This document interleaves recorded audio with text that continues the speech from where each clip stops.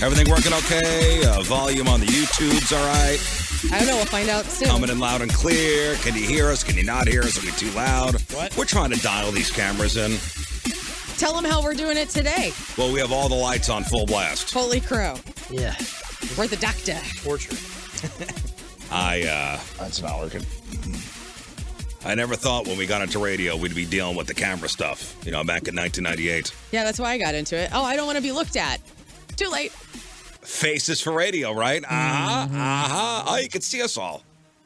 And we got these very sophisticated cameras in here now that we can't quite get right. Yeah, I can't see you guys because the lights are so bright. But I'll just Would it be acceptable? I'll instinctually. Would it be acceptable to wear sunglasses inside? I think so. Maybe. Mine are in the We're car. at that point. Maybe. I don't want to look like douchebags. Too late. Too late. Already douchebags. Well, the volume is better, says the people. Oh, great. And the coloring looks lovely. Wonderful. Wonderful. I hearken back to, when I began in radio, 1998. It's gone so quick. 1998, 2026. Here we are. Can you believe it? Can you believe it's 2026? No. Now, as we get older,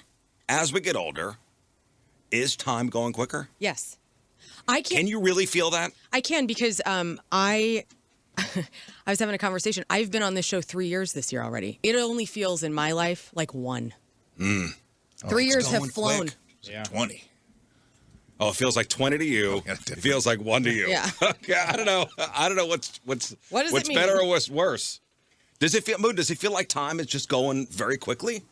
Yeah, kind of. It does. I feel like life is going quickly and time is going slow. Does that make sense? Surely that makes sense. Like the Okay. days are long, but the months are short. Yeah, like the years there's are a lot that's just like dragging, and then I'm like, what? It's 2026, and I turned 45 this year. That's what happened. Well, I almost had another crying in the car moment last night. Oh God.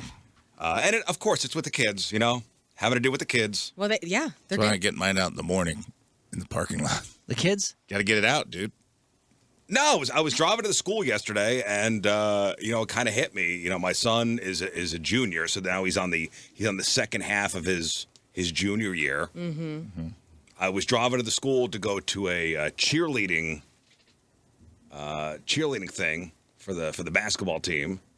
I'm like, oh my God, am I going to miss this? Should I really be? Yeah, dude. Should I be enjoying this? No. As someone that's been through phase one already, and my oldest, my older two are well into their 20s, I would say, yeah, you're going to miss it. You're going to miss it. You're going to have a second wind with your wife, and and I know you're going to do it right, and it's going to be so much fun. Well, by second wind, do you mean Like Divorce? second life with your wife. Like you had the before times with your wife before the kids. Then you guys have done this whole thing together. Now, because I know you two. second life with the wife? Second life with the wife. Like you're going to Italy this year with just your wife. It begins now. I mean, you're like leaving those kids in the States. Because you know what it was? I was, and it got me upset because it was always on myself. Because I went, ugh. I'm like, I'm tired. Yeah. I gotta go to the school. Yeah.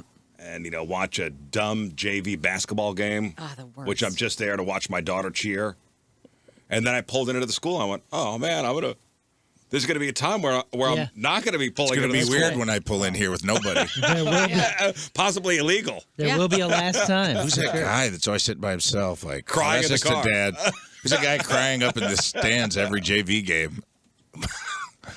It's just a dad whose kid went to college. Now Don't try worry about going to a high school basketball game with somebody and you're sitting next to them that's never seen a basketball game before. That's my wife. Has never watched a basketball game. like coming to America. Oh, it's exciting. Has never seen one, never been around one. In the face. And then it's 4,000 questions. And then it's Yeah, but don't you like that? no. Oh, I feel like you like explaining sports. I mean, it's a fun thing to do, to share. it? Yeah. But I mean, we were starting from baseline. We were starting from like I just landed on Earth. Yeah, right. To explain. You got the time, though. Like she had no. But she's Russian, dude. She's got hockey in her blood. So, and I'm not saying that basketball and hockey are the I same. tried to do this. It's kind of like hockey without skates. Exactly. I mean, get the ball and the. yeah. That's Here- soccer. there's The the hoop. goal. there's the ball, 5 on 5. It's the same kind of concept. Kind of the same game, different shoes. Less checking. I think soccer's hockey off ice. Mm-hmm. Agreed. I had to have some kind of analogy. Okay. We weren't playing soccer. We were playing basketball. So I had to have some kind of. Okay. We had to have some kind of base. She had nothing. And then is that going to be the squeaking all the time? Yes. Yeah. The squeaking's annoying. I don't think I can handle the squeaking. You'll tune it out. Well, you could go home. You'll tune it out. It is a bunch of smoke alarms that need their batteries changed. You could. I'll meet you at home if you want. Is this squeaking going to be the entire time? Yes, it is. And when did the kids stop wearing high tops? Oh, yeah. It's been kind of a thing. High tops are gone today. Like 10 years, maybe. So the kids never stopped. High tops is only fashion. Basketball, it's like those mid tops. They almost look like soccer shoes. Right? Yeah. Yeah. And did you know this? And Why these there's kids so many Achilles injuries. The kids are wearing all the colorful ones again. Pink and That's what I'm saying. neon green and Go off, kids. Mm-hmm. I had no idea. Yeah. They stopped wearing them in the pros. Kids in basketball in high school just wear what the pros wear. They all want, as soon as like Jordans came out and then everybody started making their shoes. I mean, there were basketball players that used to have shoes that I'm like, that guy doesn't even deserve a shoe. What? Like Larry Hughes had a shoe. I had the Sean Kemp kamikaze. Yeah, see? Sean Kemp deserved Kemp shoes. deserved a shoe. He lived above the rim. I'm not saying St. Louis's own Larry Hughes? Who's Larry Hughes? Wait, who was the guy who played for the Hornets? Oh, you're talking about Sorry, Larry Johnson. Larry Johnson. Larry Johnson. He deserved shoes. He deserved shoes. What? That guy was a monster. He's the Frank Thomas of the East Coast. He was thick. He was a big boy. He was a big boy. I don't know, man. I thought Larry Hughes was a St. Louis guy. You're He Larry is, Johnson. I feel bad. Sorry, Larry Hughes. St. Louis's own Larry Hughes. Larry Hughes out of this. Larry Johnson was awesome for 2.5 seasons. But I had to Remember his tap. grandma in the commercials? Oh, yeah. They put on a wig. They martined him. Oh, yeah. They Big Mama him. They did. They made him put on a wig and a dress I had to tap to one sell of the his parents. shoes. I had to tap one of the parents on the shoulders and say, "Excuse me, when did the kids stop wearing high tops?" No. And they said, "It's been a while. Get It's out of here. 2026. Get out of here, old man." It has been a while. I was honestly, For sure. I had no idea. Sad. What about their ankles? Somebody's going to hurt their ankles. There's no ankle support here. But They were talking about that in the pros this year because of all the, like 3 or 4 guys blew their Achilles out. You know, like taking off. Is that the play in the training, or are they saying the shoes? Saying both. Maybe it. They're saying the way they train, and also they're all wearing like low top shoes, so there's no pressure or constriction around the ankle. So it's like letting the ligaments elongate more than they should. I don't know if that's true or not. I feel like a doctor right who's now. popped an Achilles? I feel Have like you? Oh no! Don't point at me. Okay, Don't even say I'm those gonna point words. this. I don't think I have one. I'm going to point this finger somewhere else. Don't do that. I snapped an ACL. An ACL, okay. He doesn't have ever get that shins, so his fixed? Achilles actually has sorry? slack in it. Did you get the thing fixed? What's up with that? Oh yeah. It was, Don't you have like a monkey ligament? No, they took the patellar, so I'm now down 33% of my patellar tendon, which is now screwed into my other 2 bones, and it hurts every day. Don't they? Don't they use like pig tendons for? No, they do a cadaver. You can do a cadaver. You can take a piece of your hamstring, or you take a piece of your So a patella. cadaver, so a dead person's. Zombie ligament. Which is the most common one. Like if you snapped your ACL right now, you get a cadaver. And honestly, if you snapped your ACL right now, I tell you, leave it alone. You ain't Yeah, playing basketball. Your again. ACL, which one is that? That's the one on the center. It's on the left. Okay, that's like your knee. Yeah. MCL, LCL, ACL, all on Okay. the knee. ACL's in the middle, connects the 2 bones. And Yeah. which is the one where, like, if a football player gets it, you could see, like, on the back of his leg, like the tendon just. Yeah. Oh, that's when the hamstring. If they snap a Oh, the hamstring. hammy. Okay. Yeah, if they snap a hamstring, it rolls goes whoop and rolls up. Or, Oh, or man, a calf have you ever muscle. seen that? Yes, Oh. see it again. If you snap a calf muscle, that'll roll up into a muscle. You know, Achilles is the constricts one at though top. that'll like the tension. It'll like shoot up the back of your leg and coil up like right. That's where the Achilles. Yes, the Achilles. Oh. That's what you're talking about. That's what I'm That's talking awful. about. When Yeah. Dominique Wilkins popped his back in the 80s, you could see it. Like looked like a snake going up the back of his. Oh my leg. God. Where's the He was- Dominique Wilkins? I mean, that guy was He a had boss. shoes, I'm sure. He had shoes. No, I'm sure he did. It may have been pre-shoe. I think Dominique had some. I think he had some You, kind of. you know who Yeah, has he the did. best shoes? And shoot, who was it in here? Was it Jay Farrow or something. Somebody had Ewings in here. Oh, yeah. Patrick Ewings. Awesome. Dude, they are I think it was so Jay Farrow. they are so unapologetically 90s. They're awesome. Yeah, those All right, are red. so- But yeah, so- Dominique had the pump. Oh, Yeah, he yeah, was I just knew- doing I Reebok knew. pumps, Yeah, I knew he had a good shoe. but not his own shoe. Yeah, Reebok. Reebok made a pump that was just the Wilkins pump. Yeah. The Wilkins pump. Wilkins yeah. pump. Sounds like a move. Okay, so and people, by the way, are saying the ACL, torn Achilles might be the worst injury ever.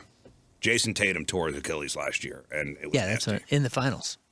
Yeah, It's not good. on a pain level, what do you think that is? I don't know, but I will tell you the ACL. I've had a lot of painful injuries, lots. Okay, so on a scale of 1 to 10, what's the worst pain you've ever experienced in your life? I'm gonna say, I'm sorry, Doc.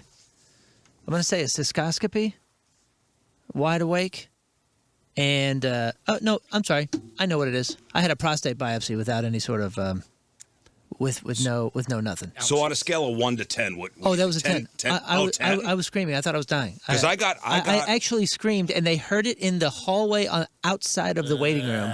I can't do this. I've got the pain scale. Oh, Lord. 1 to 10. Like, what would 1 be? What would 10 be? And everything in between. So what do you think? So you would say that's a 10 for you? It's been a 10 in my life, yeah. It was the 10 that I experienced. The ACL was probably an 8.5. 8.5. Prostate biopsy. I mean, think it through. I don't know if you know what they do there, but it's like getting shot with a .22 rifle in the prostate 20 times. And they take cores out. That it's not even like they're like putting a little Well, yeah, needle they're in there. cutting you. Yeah, they're through the wall, if you know what I'm saying, through the wall, and then they're taking cores out, 20 of them. Well, I don't know. I don't know how, what the nerve situation is down there. I can tell you. Apparently, It there's a lot of nerves. What about you, Lern? Mine's 9.5. 9.5. 9.5, worst pain in my life, happens every other year. Left ovarian cyst exploding. It is brutal. Exploding. Yes. Like ruptured cyst. Yeah. Sounds like that. Sounds like that. Comes out of nowhere. 3 a.m. 9.5. Yep. 9.5, like writhing in pain on the ground. The only thing that helps is heat and like breathing hard. I mean, I've never been in labor. I have to do it, but it comes like contractions felt. Like you could feel it, like it goes away, just and then comes back. I'll say so on the pain scale. So a 10 would be what is considered unimaginable, incapacitating pain. This is the worst pain conceivable. You may pass out, go into shock because the body cannot handle the signals.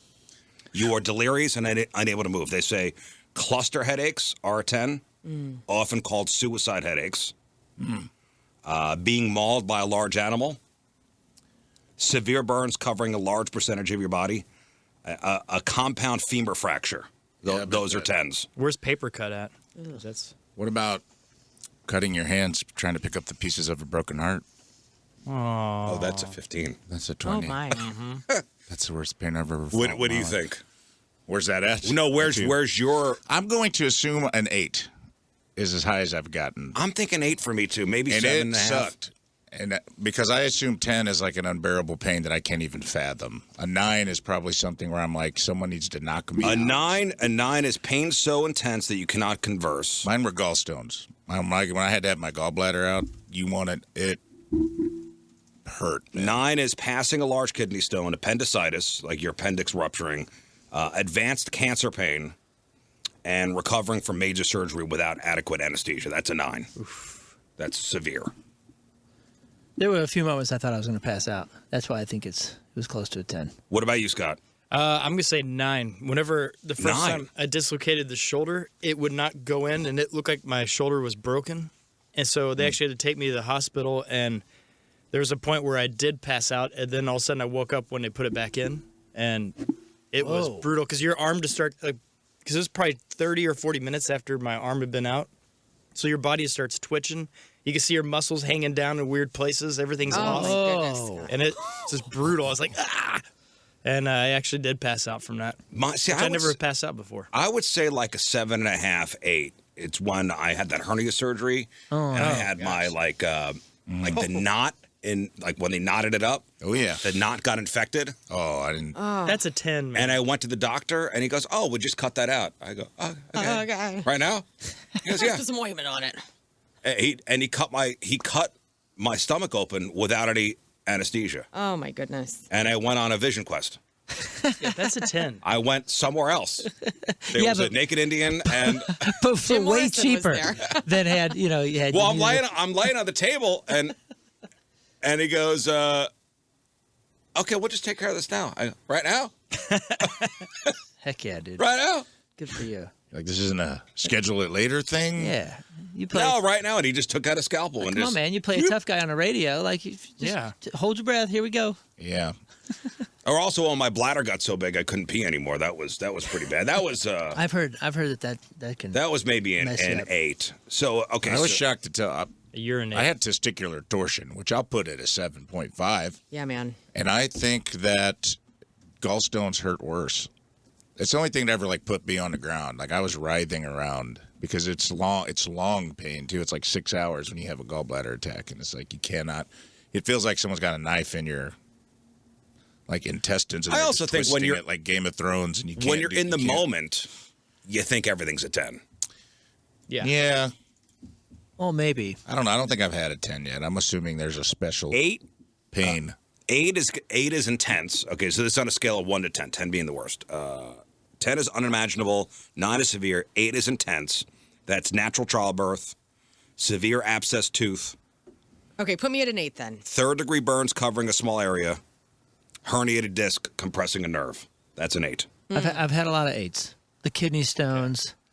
I used to smash my. I mean, I was a total daredevil. So I was just crazy reckless as a kid. I slammed my head into so many different things, and I had so many stitches and all that. And at some point, I just got so used to it that, I mean, I was not a crier. I just hit my head and be like, oh, God. 7 is unmanageable. That's severe migraine with vomiting and light sensitivity, breaking a large bone like the tibia or femur, childbirth, early to mid, active labor, passing a small kidney stone. They're saying childbirth is 7? Natural childbirth without any anesthesia Is a 7? is an 8. Natural. Oh, okay. Oh, okay.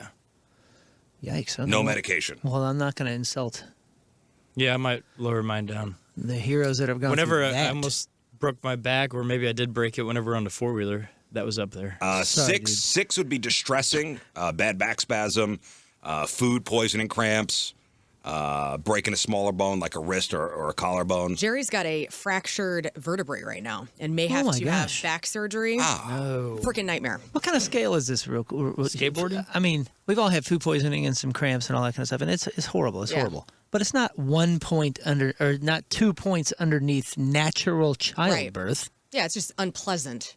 It's awful. Well, it's distressing.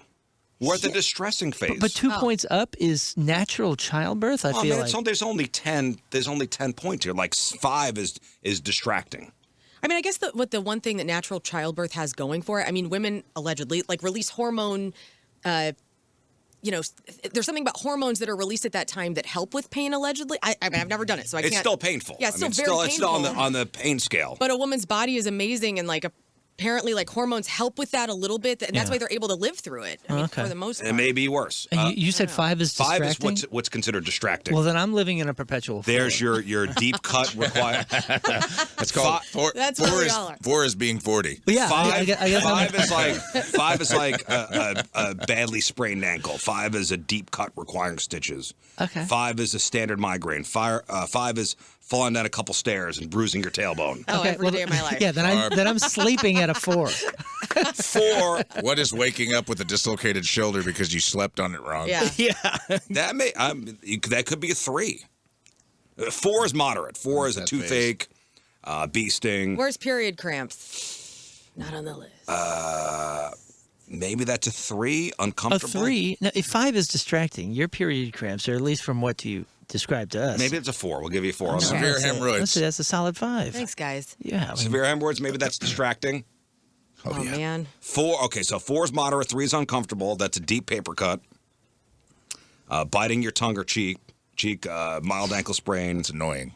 So annoying. 2 is minor. That's your hangnail. That's your. I've had some pretty severe hangnails, dude. Yeah, let's move that up to 5. To be honest. 2 is pain that's annoying and may have occasional stronger twinges, but you could easily ignore that if you're Is that like busy or butthole distracted. lightning? Yep. You guys ever get that? Oh, But yeah. what? Yeah, you're talking about the zip? Like anus Yeah. lightning? Zap? Yeah, it just feels like somebody put a joy buzzer on your bunghole just out of nowhere. No, I don't think You I've just have ever to had make sure that. that you know it's Maybe still I didn't there, know. You know? Yeah, I always think I'm pulling like the I don't tiniest even know of what's muscles. going on. I'm like, whoa, somebody's hungry. Yeah. I always think it's like a little there's like a little zap. It goes zip. Yeah, it's a and No, I've weird never had sensation. that. Oh, yeah, really? dude. It's like the tiniest muscle. I never knew what it is. It's just, Like, I call it butthole lightning because that's what it feels like. It's Yeah, like I like one that. of the hairs or something is like pulled out. what? You know what I'm talking We're not about? talking about the same thing. I think it's Okay. a nerve thing. Lightning, butthole, lightning. Go lightning, butthole, wella, my bunghole just got struck by a zap. Lightning, butthole, lightning. I hope it's just a part and it's not a full-on crab. Lightning, butthole, lightning. Oh, I gotta go. Because there's a lightning. Wella. Okay, It is well, like that's a work in it is like a progress. little red nerve button. You know, Yeah, I feel like it's a video game button. It just gets Yeah, the hit. Ring of Fire. So I I get was- that in my lower back every I- once in a But Yeah. at the same time, it's I was worried it was like a pervert ghost yeah, it's like giving me a little. because it's really local. It's really local and super acute, and at the same Yeah. time, it's like my entire body is understanding. It'll kind of lift you up off the chair. Maybe it's your, maybe it's your butthole's way of saying I'm still here. Yeah. You're like Albert Einstein talking about buttholes. right well, You know what it is? Your butthole saying I'm covered up all day, most of the day at least. I'm still here. well, Yeah, it's the that's what I tiniest. was saying, It's the like- tiniest little thing, but the entire brain stops for a moment and says, Acknowledges it. "I'm acknowledging." Yeah, I'm here. It is. Don't forget about me. It reminds me of like when Ace Ventura It's finally simple gets into minds. the astral plane or whatever in Ace Ventura 2. yeah. It's like just for oh, a second. something's happening, You and levitate then you for move just on. a second. And you have to stop everything you're doing and say, what the hell was that? Exactly right. And then you want it to kind of happen again so you can really be paying attention, and it doesn't. Yeah, it is. It will always catch you off guard. I'm really happy Oh. to hear that I'm not the only one because every once in a while I start thinking, I hope this is not a sign of something further. Me too. Somebody on the 314 on the Share text line, it's called proctasia fugax, causes sudden severe sharp rectal pain, often like a muscle spasm lasting seconds to minutes, I've never had sometimes minutes. waking you at night, but with no symptoms between attacks. You know, it causes that, right? You need to toot. Oh, pervert. Is that what it ghost. is? You need to toot? What? No. I thought. Never mind. I thought you would have a button for that. It seemed like. no, just let it not out. that. It seemed like you were working yourself into a punchline there. Yeah. No, this is somebody said No, I'm looking at it. proctagial. Proctalgia fugax. Brief severe pain in the anal region. I don't Here's the weird like thing. that. It's not even a pain. I'm not even going to say it's a pain. It's this. It's an alert. Yeah, it's a piece of lightning. He's kind of right with the lightning thing. It's like a miniature It lightning feels bolt. like, yes, it literally feels like a volt of electricity Yeah, goes but it's only through got- your bunghole. Yeah, you know how some lightning has like a lot of Yeah, jagged it's edges? Just one This jagged. one just one jagged. It's just Harry Potter's scar on your Chris butt. says I, Metallica That's lightning. exactly what it is. That's what it Chris is. says I get that butthole lightning for a couple days after a hemorrhoid pops. Oh, Well, good. I ain't Watch got yourself. I ain't got no experience there. I think that's a full-on thunderstorm, my man. Yeah. This is just heat lightning. Oh man, people are saying pancreatitis. My gallbladder went out on Easter Sunday. It's brutal. It's a spasm or a cramp in the pelvic floor muscles, anal sphincter muscles, or the rectum muscles. Fugax means it's just very brief. Oh. It is very unpredictable, difficult for doctors to diagnose. Can you imagine? You're doing a Fugax study, you just got to sit there and go, Fugax now. City. Sally says my doctor told me that butthole lightning is caused by dehydration. Hey, honestly, According okay. according Could be. to a Cleveland clinic, it's also caused by sex. So be What? careful, guys. Yeah, baby. Stop looking at that website, Scott. All right. You're too young and innocent. Get out of there. Get out of the Cleveland Clinic, Scott. Get out of the Cleveland Clinic. That's my territory. It is funny, man, because I've had that. Cleveland Steamer Clement I Clinic. know He's not even about looking at the right butthole website. lightning. I've experienced that, and it's always so brief. And my last thought before I let it go is always, man, if that lasts any longer, I'll be concerned. Yeah. I'd be concerned It's if that the right lasted amount of any time for you to longer. do Maybe nothing. I just haven't paid attention. Maybe It is at the threshold of time for you to do nothing about it. Scarlett says it's lightning crotch during Nothing. pregnancy. Okay. I can see that. Lightning crotch is also a thing. Maybe I'm sure I've experienced butthole lightning before and just chalked it up to just another thing that hurts. Right. I bet you have. all Usually right. your reaction is, if there's an audible reaction, it's usually like, oh, Yeah. whoa. That's Just why we say need to have stress can Butthole cause Lightning it. Awareness Week, guys. So I think this is nice. We're talking about it now. BHA. Hey, you know what? If anybody has butthole lightning on this while we're on the show, at Let any us know. point, just let us know. Yeah. Just Okay. call it out. Interrupt whatever we get. Whatever's going on. happening. Okay. We could be talking to Chris Kerber later, and somebody goes butthole lightning. Okay, I hope it does acknowledge. happen. No, I mean, no. it's You are rare. seen. We should ask Curbs if he's ever had it. It's rare. It's maybe what? I don't even Once know. a year, maybe twice a year. I On a will- crazy Lightning year. never strikes I'll start twice. making markers. We should share like an Apple Notes thing, you know, and we'll just Rafe one. Shared note, Moon, sign one. me up. See who has the most BH or BL for BLs. the rest of the year. BHL. Yeah. BHLs. BHLs in a year. It's important, and I think it's. Will I happens to know more it people when it than you happens? think. Oh, yes. You'll know. You'll know. Now that you're aware of it, you'll definitely know. Well, also, there's thunder noises. It always that happen reminded right me of when before. Dan Aykroyd gets molested by the ghost in Ghostbusters, but the other way. Yeah, is there? Scott's asking if there's thunder before the lightning. Damn straight there is. Because it is Count probably how far it attributed is to from gas. you. You need to just let it out. Sometimes you probably think it's a hair. I'm for real. Like you probably think, oh man, You don't this feel is- like that. This Never. is a hair situation. No, to be honest, I feel like there has been a thought a time or two of maybe this was an old skateboarding accident that's haunting me. You know, you ever Past memories. when you were trying to figure out how to do kick flips and all that, you ever take the board in the Or you You know, fall off your right- bike. right You in fall the- off your bike Yeah. forward. and hit the Flosser. thing? Yeah. And When hit the bar. And you smash the spot, right? Yeah. You smash the bridge, and I always thought, oh, maybe it's just a It's a lingering- Take it it's a to the lingering bridge. injury. Lingering injury from It's just childhood. butthole that whole- lightning. There ain't no grundle thunder. That's the whole Justin Timberlake song, Take It to the Bridge, Dirty South. That's what that whole lyric meant. Yeah, maybe that's what the Matthews Bridge is. Oh, no. Limp Bizkit Well, knew if all Has anything- along. anybody seen that confounding bridge? If anything, the takeaway today is butthole lightning. Yeah, for sure. And that I wrote you it are down. not alone. You are not alone. Because I You are feel not good. alone. I feel good about discussing this. It's the first discussion I've had. And this is something I've suffered or enjoyed for 27 I'll years. get a graphic out before the end of the show. You'll never about walk this. alone, guys. You know what this I is. walk a You just- lonely road. It's just been long enough that you have forgotten. I know that you know this. I'm sure I do, but maybe I just chalked it up to something else hurts today. I always call it a zing. You ever go over like a hill a little too fast in the car and you get a zing up in the Oh in yeah, the yeah. boys? Yeah. So imagine that, but like 3 inches deeper into the body. Kind of. Well, I'll feel that if I see somebody else get hurt. Like, whoa. Yeah. Yeah. I always call them zings. You know what I'm talking about, Rafe? In the boys, If they tighten up. you ever get it the almost zing? feels like it tightens up. well, they're like in space for a minute. They go like there's like the stomach in your boys drops for a second. Yeah, it's like This they is- hit zero gravity. Yeah, it's a similar feeling, but it's like deeper in the body. That's the butthole lightning, the zing. Yeah. I hope I'm describing that right. I know that there's people going, I'm not alone right now. Oh, I guarantee there are it. people are checking in. I guarantee people know what we're talking about, dude. People are checking in. It's again, you are not alone. It'd be hella weird if it was just me and you. Yeah, it would be Yeah. weird. Hey, man, What's going on? study us. Talking about passing gas, today is actually National Pass Gas Day. I have an update on this. So, as I've talked about on this show before, Tim and I do not fart around each other. And we've been together for almost 16 years.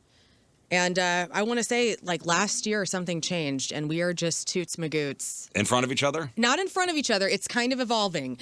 Like, Do you feel closer? sort of. Yeah.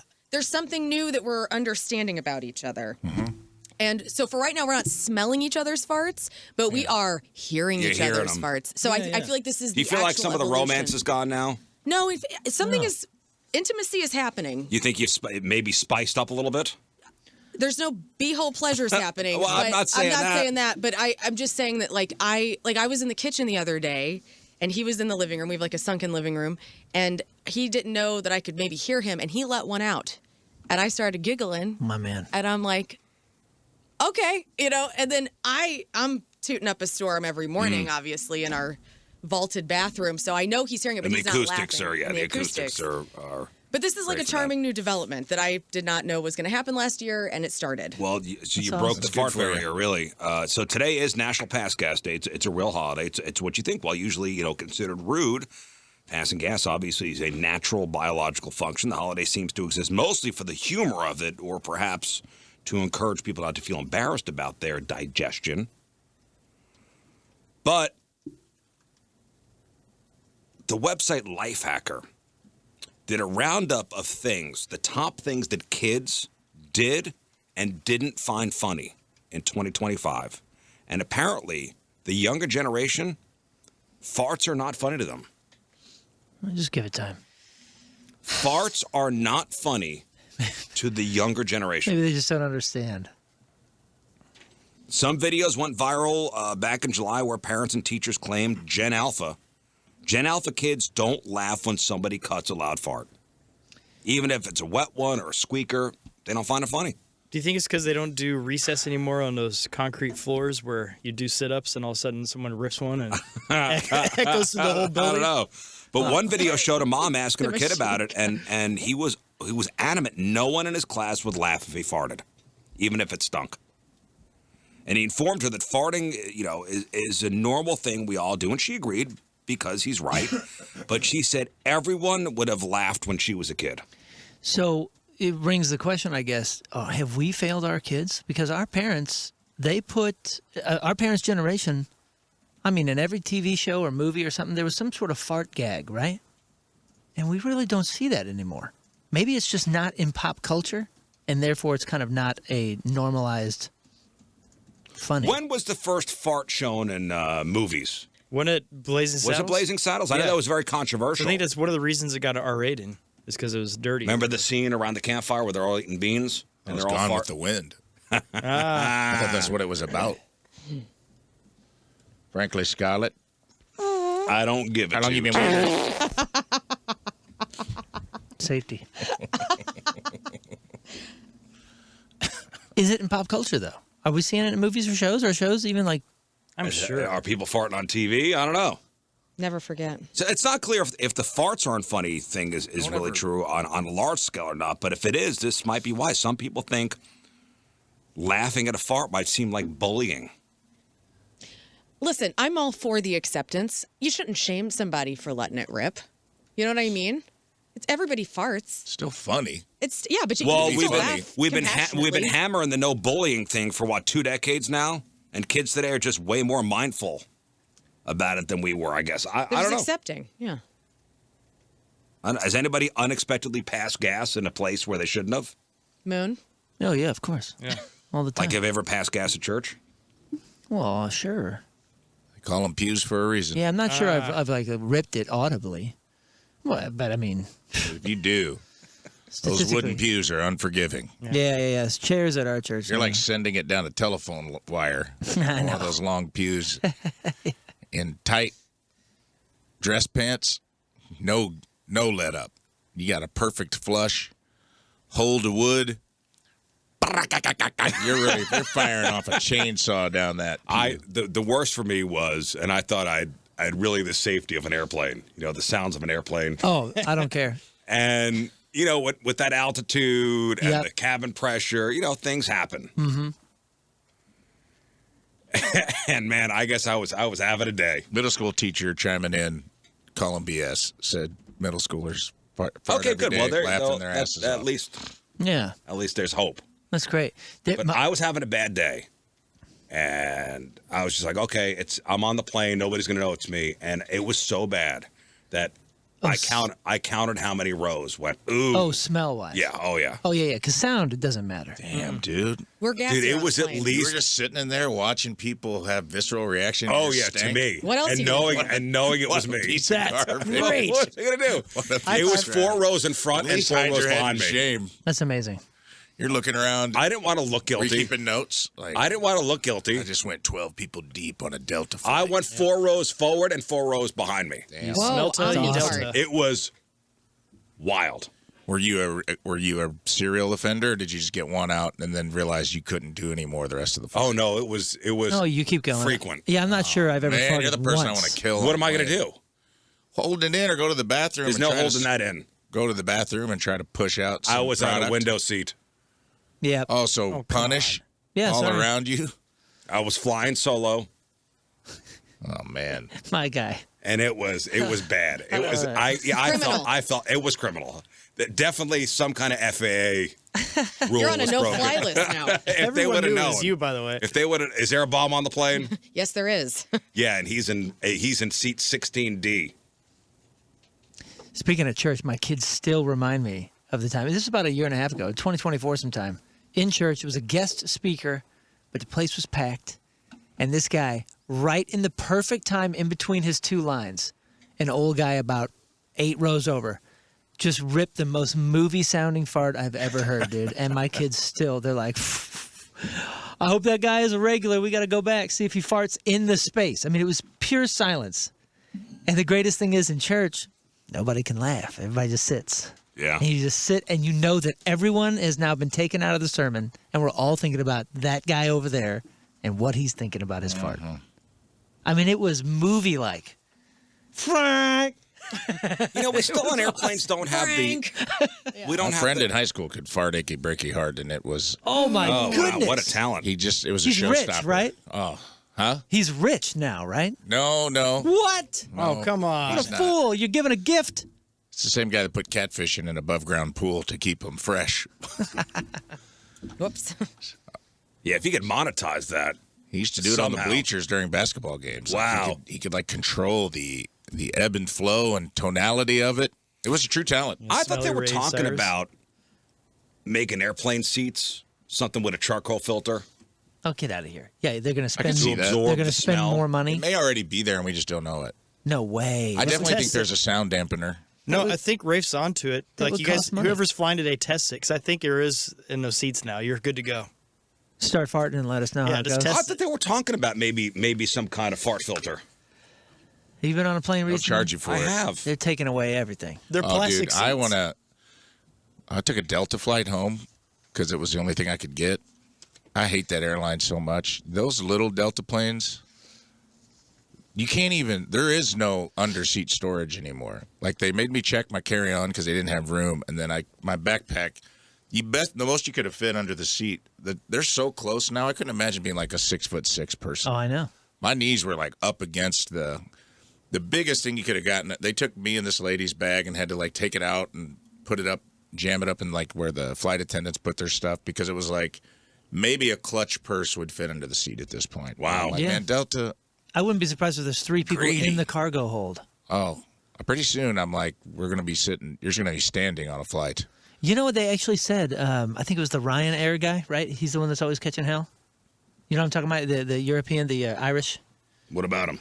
This guy was like, they were giving him so much trouble because he was like, listen, it's rumored that you actually told your employees that you may actually have a standing room only section. And he goes, yeah, why wouldn't I? We're going to do that. And he goes, what that will do is it'll allow me to have 25 people more per flight, which will bring the seat 4A from 85 pounds down to 25 pounds, or, $25. He's like, I'm trying to make it cheaper for everybody so we can fill these planes and give people the opportunity to fly Yeah, for make cheaper. Wait, how does that cheaper. make the seat? It What a seems like hero. it would make the seat double price because now you want to pay for it, so it's standing. No, because he said, the standing room only would be like 5 pounds. Like you could fly for 5 pounds. And he goes, Yeah, I'd love to see airline prices go down. no, brother, he was making the argument and breaking down the math and saying I could make this much more money and charge less per seat. And he goes, I guarantee you, if I put 25 standing room only things for 10 pounds each, or half price or whatever than a seat. Yeah, he it's goes, nice I would. to say. He's like, I'd sell those tickets first. And honestly, he's probably right. Nice But- to say. Caveat: you start selling $5 plane tickets, you got yourself a megabus in the air. Yeah. Because who's going to buy the $5 plane Standing tickets? room only. I would. You would? You won't be alone. I mean, I don't want to go. I'm not going to go from San Francisco to New York, but this is Ryanair, so the majority of their flights are Short. 30 to 2 hours max. Yeah. Yeah, but they make you buckle your seatbelts. How are you going to stand when you're taking off? Tie me down. Put my shoes, Velcro my shoes How down. we doing this? I don't know. I don't care. Fly me for cheap. You got a Velcro suit and you stand against the wall. Dude, all I know is flying got to this point where it was awesome and all of us middle class people could fly. We could take our families different places. And now Look at the old. Remember, it's look not at the that way. old pictures. Look at the old pictures of people in the air, like from the 60s and 70s. Mm-hmm. Everybody's all dressed up and eating great food and smoking and. We've come a long way. Yeah. Yeah, for sure, dude. We've come a long way. You know what I read?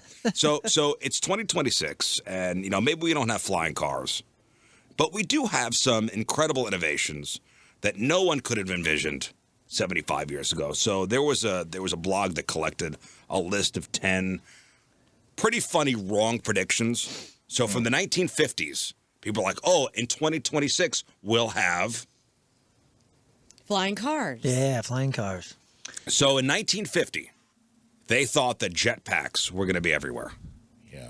I'm glad you brought this up. Some designers thought jetpacks would be as ordinary as bicycles, We thought that in the 80s. not just sci-fi gimmicks.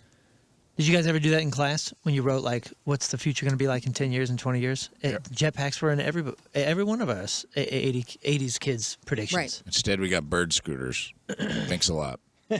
So close. Thanks a lot, aliens. In 1950, we thought a hose would replace house cleaning. So one science writer thought there would be a future where cleaning involved hoses and hot air instead of brooms. And houses that were waterproof, synthetic, and entirely washable. We're kind of That would there. have been neat. In 1950, we thought by 2026 the moon would have subdivisions. Oh, so glad it doesn't. Some 1950s thinkers assumed that the moon would have developed residential neighborhoods and vacation domes by now. They're working on it. Yeah, they're wanting to put all sorts of marketing up there. I'm totally against it. The guy that gave me the tour of Huntsville was showing us how they were using 3D printers to use like moon rock to like make basically Star Wars looking like Adobe huts out of moon rock to like that they could put oxygen in and have people like actually living on the moon. Whoa. Yeah. They're working We're on not it there right yet, now. though. We're not there, but they're We're working not on there. it. Well, a cousin of mine, he worked, he built, the rockets and all that stuff to go to space. But one of his programs he was a part of was they would go out to the desert and have to build bricks for that with no water or anything, and they had to figure out how to make it work. So out they're in the same trying. climate as the moon. They're trying. So back in the 1950s, they predicted that by 2026 women would tower over men.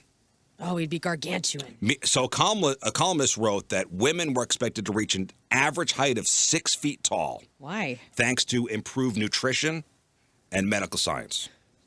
And these super women would dominate the workforce. Damn. That didn't happen. I don't want to be super tall like that. I'm glad that didn't happen. 1950, we thought that fusion would replace every other energy source. So scientists and policy writers thought that fusion would power cities by the year 2000. But the reactors never made it there. Despite huge budgets and decades of research, didn't happen. They thought that gasoline engines would disappear. That transition may finally be happening, but gas-powered cars have maintained their grip, mostly thanks to costs and convenience and decades of investment in combustion technology. And the fact that And oil companies. billionaire oligarchy oil companies would never let that happen. Robot housekeepers were inevitable. And we're there. Roomba, dude. Roomba, I guess. Well, and the humanoids. Humanoid machines would be cooking dinner, changing diapers, and servicing as butlers and handymen for us. But the best we have right now is the puck-shaped vacuum cleaner. Mm-hmm. That's what we have right now. Well, it's a robot. Vac Morris. That's what yours is named? Yeah. Vac Morris? I never knew that. Yeah, Vac Morris. That's great. I didn't know is that a either. Great one. That's a great name. Thank you. My robot vacuum is named Hans. That's okay. That's nice. Well, one of you tried. Hans, he's here to sweep. Now it's release you up. Hans. Hans, Booby, Baby. Shut up, Ellis. We were watching Die Hard When you named it. when I named Hans it. That makes Gruber. sense. Cable would end commercials. That's what we thought in the 1950s. Not at all. Companies realized they could charge subscribers and show ads. How about that? Very cool. Guess who else figured that out? All the streamers. We thought the same thing. When Netflix, we're like, yeah, dude, no commercials. What are these companies going to do? Can't put commercials on streamers. We beat you guys, finally. And now it's like, Got him, right? Got him. I gotta Wrong. say though, I like having a Chanel commercial on my Netflix because I do the lowest tier for Netflix, so I do have commercials. But it's not the same stupid commercials you see. Like, it's actually things that I'm interested in. You think at the lower tier they'd have Brute commercials instead of Chanel? I know, That seems like a higher end one. Yeah, you're right. Yeah. but I like it. In 1950, we thought by 2026 the U.S. would finally adopt the metric system. And where are we on that? We're feet still right by the foot. yeah. We're still trying to correct. figure that one out. We're still at right. 22% illiteracy rate. And in 1950, we thought by 2026 machines would give us 3-day weekends. We're almost there. Later, they said about that about computers and the internet, and now AI. And the dream may still be alive, but so is the nightmare of never-ending weekends and unemployment, I guess. I don't know. Let me ask you this crazy question. Do you think with AI, because there was some world leader that just got elected or proposed this new idea of a 4-day work week with 6-hour days? I was going to bring this up. I think it was Finland. I think it was Finland. And I'm wondering, between that sort of human mentality for leadership with AI taking our gerbs and going to be doing everything for us, do you think the human race will just kill itself off because we will have nothing to do, so we will overeat ourselves to death, or we will get into drugs and just what do you think we're going to be doing when we have no jobs? When we have no jobs, and where AI makes it so we don't have to work? Yeah. What are we going to be doing all day? Some Hanging of us will be doing fitness. You know what we're going to be doing? What we did on our hobbies. 3-week vacation. Watch out. That's what we're going to be doing. So look out. Cleaning a lot. Lots of eating. Cleaning a lot and eating a lot, gaining weight. Says Not Iceland's moving. 4-day work week. Iceland. 6 years later, the results are in. No, Finland just proposed it. okay. You were right. Iceland has done Iceland's it been already. on a They trial. don't- I don't think trial. they're doing a 6-hour day, but they're doing a 4-day work week. Okay. And overwhelming success, increased productivity, Okay. no drawbacks as of yet, as according to gross, more time with gross the family. national product, gross domestic product. Everything is at an all-time high. Nice. Let's try it. I'm down with trying it. I think So they were 4-day also work week. a happier people in general, and their culture's kind of built on something a little different. So Yeah. Yeah. We're from Iceland. it still would be. We make What are they? low-quality furniture. I love IKEA. No, they're not Icelandish. Yeah, that's Danish or something. they're isn't it? They're Swedish. Swedish. Swedish, It's yeah. up there. I love all of it. Dang near the same. Love it no matter where it's from. They make the chairs in one country, the tables in another. Yeah. In my mind, that entire region just makes furniture that you put together with Allen wrenches. I Is it don't know. Bjork, Iceland? You know what their Bjork is from Iceland. their Listen, main, I need an end table, but in Iceland, not Iceland, in IKEA, it's called the Flurgenlurgen. A Yeah. schloss against schloss. their main trade is aluminum, fish products, and tourism. I'm into it. Yeah. I make aluminum. So we're just talking about so what we thought in the what they thought in the 1950s, 2026 would be like, and they, I was thinking about Wrong. this last weekend. I was curious what you're about to bring up because I think it's going to hit me right in the strike zone. good. I was thinking about this. I don't know why this crossed my mind. 'Cause I think it's because we went into 2026 and I was like, oh man, a quarter century's over. Because I joke, in my act, I'm like, I grew up in the 1900s. Like every comic's got that reference. But think about what happened from 1900 to 2000. We're a quarter of the way through. Like I think as I was walking through that castle and it was built in 1925, and I'm like, man, they thought this was hot stuff back in the day. There's 9 chimneys in this place. It's the hottest place in Myrtle Beach, literally. You read my mind, man. I'm going to bring up something that's Because think about this. blow your mind. And I'm just going to hit the high points for brevity. We had indoor plumbing, 2 world wars, flight, started with barely 2 brothers flying a modified kite to major commercial air flight. Pretty quickly. Cell phones, Wi-Fi, cable TV, television itself, radio, Washing machine. washing machine. Vehicles. Yeah, pretty much the introduction of cars, women's suffrage, civil rights. All of these things happened in 100 years from 1900 because it doesn't feel like that. Think about how we thought about people like, well, back in 1918, you're like, oh, The Spanish flu. you're going to die soon. It's going quickly. And we're a quarter of the way through. And I'm like, what will the next 75 years bring? Because, it's easy for us to make fun of, the jetpack stuff, right? Because, we thought there'd be jetpacks. But think about, some of the stuff that's happened in this 25 years. How far, what is AI going to usher in? Are we going to look back on this as is AI right now in the indoor plumbing phase? So think about this. The early 2000s. Yes. Think about stuff from the early 2000s that were luxury items Yeah. that are now pretty much landfill stuff. Pagers. And you know what? Somebody asked Reddit. There was a thread where users took a trip down like memory lane to identify the luxury items from 20 years ago that are basically trash today. So remember when a 12-disc CD changer in the trunk was the ultimate status symbol? Hell yeah. That's garbage now. Like one user recalled inheriting a beat-up Mercedes just to keep the changer. And the grandpa approved jazz CDs inside it. And also shout out to those aftermarket car stereos with detachable faceplates that you had to carry around in your pocket so your radio wouldn't get stolen. Yeah. That was 20 years ago, less than that. Top of the line. Now, if you see somebody with that, garbage. Yeah. Garbage. If you had a BlackBerry or Palm Pilot 20 years ago, you meant business. Yeah. Now- The sidekick. Now we just missed the clicky keyboards. The Motorola Razr V3 was also a heavy hitter back 20 years ago. Oh yeah, That was like $500 back in 2006. that was a hot item. Oh, you got a razor. Ooh. Wow. Today it's a paperweight. The same goes for, remember the standalone GPS units? Remember the TomTom? Sometimes, yeah. The TomTom. Dude, we used to have to print out all of our. Well, it wasn't MapQuest. It was MapQuest. Yeah, Wasn't it? MapQuest was the one. Yeah. Well, yeah, we would print it out at the hotel or the motel, and then put it in the front of the van, and then hope that the GPS thing, the early GPS, before the TomToms were everywhere. Or the old Garmins. Yeah, we had the initial one just to see if it would work, and it worked. Well, maybe do you remember 10%. Do you remember of the time. holder for it? It was like a sandbag.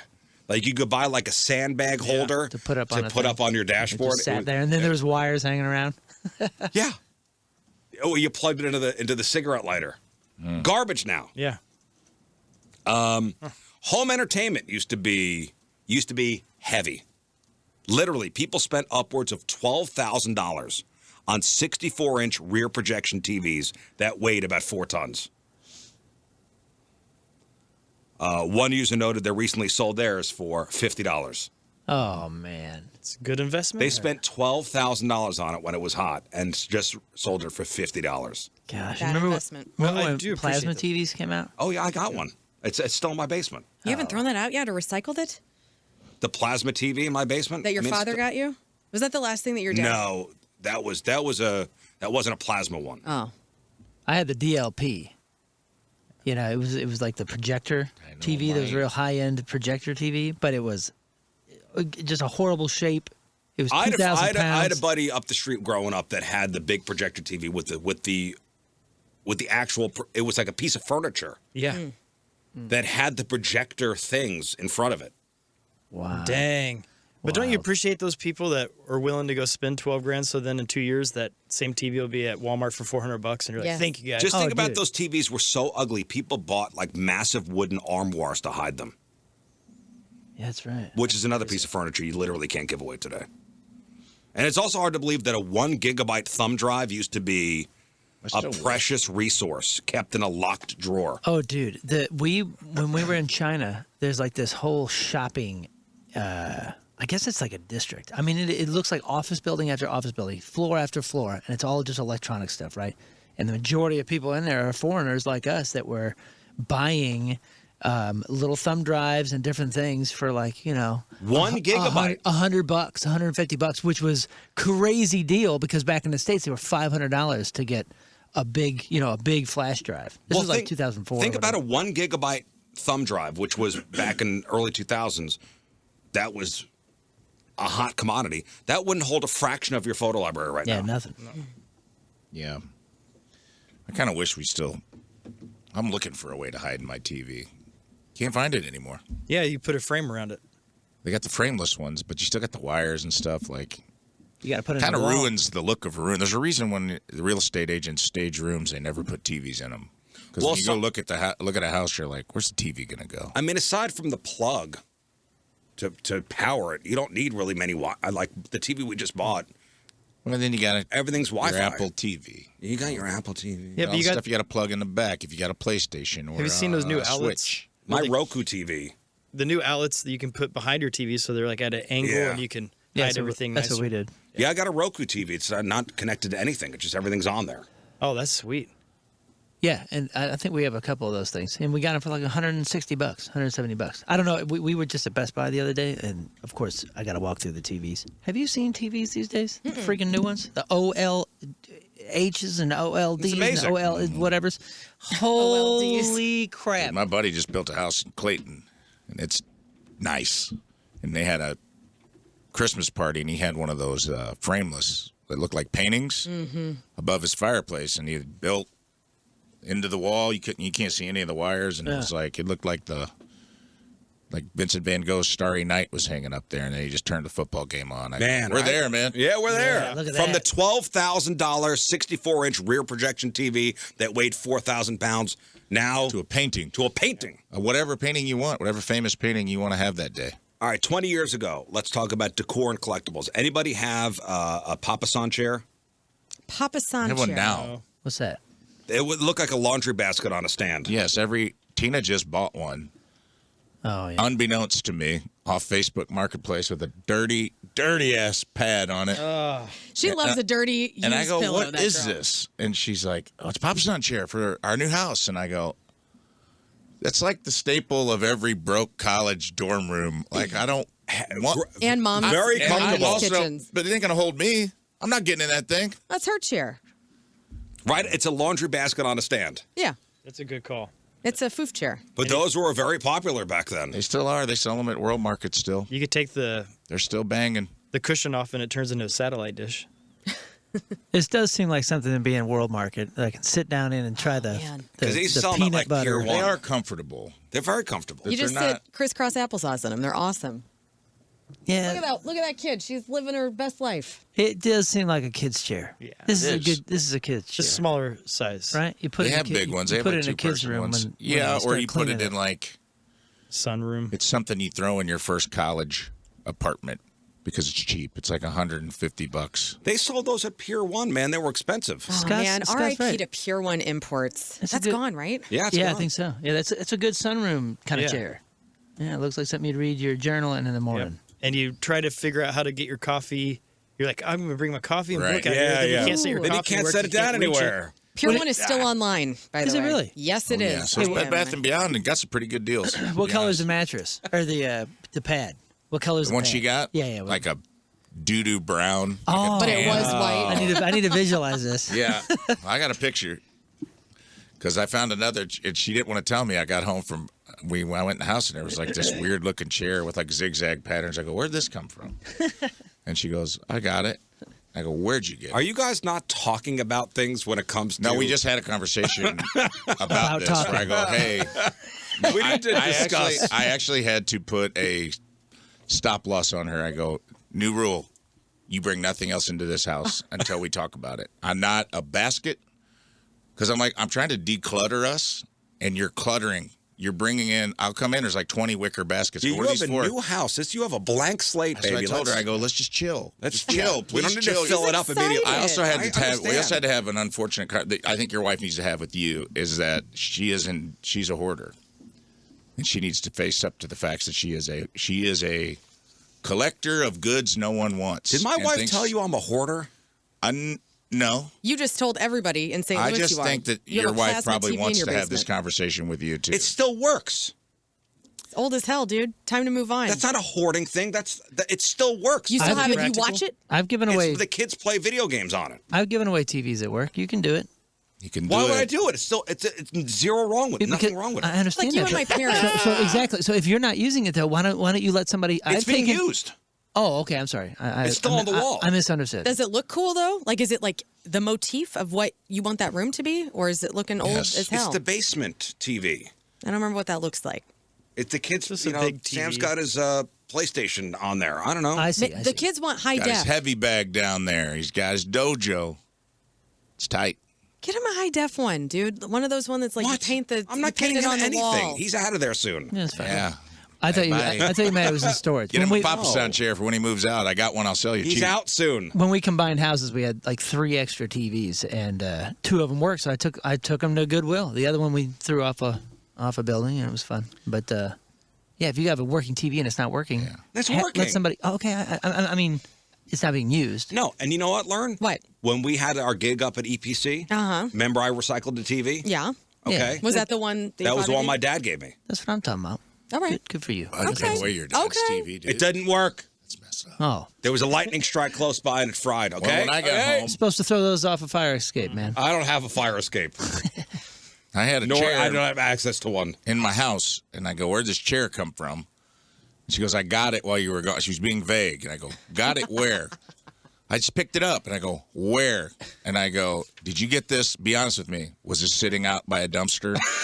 And she goes, "Yeah, but so what? It's still a cool chair." And I go, "Because it might have bed bugs or something." Like, did you She's think? gonna She goes, watch it. Come on. "No, it's like it's in the house already. Nice. Take it to Woodard and they will wash it. Nice. It's too late." Hey, listen. Cloth? She bought cloth into the It's house like that was a sitting fabric. outside? I mean, it's not that it's not like a fabric I hate. It's like a fine looking chair. But I go, "Hey, we don't need this.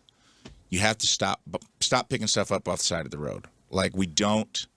It doesn't match what I want to do in the room." Was she driving by and went, ooh? Yeah. Dumpster Ooh. diving. She dumpster dives, man, and I am warning she you loves it. right now. It's a hoarder mentality. I'm just putting this out there. I'm telling you right now, I will be texting Tina in the next couple weeks. I got a dresser, a love seat, a table, kill you. and a bed. All of I'm them- serious. Well, what are They're they? all going to be on a Send curve. me pictures. They're all going to be on a curve in Crestwood here in the next 2 weeks. You know, that's a good idea. I got a few things too. You have old furniture from my house.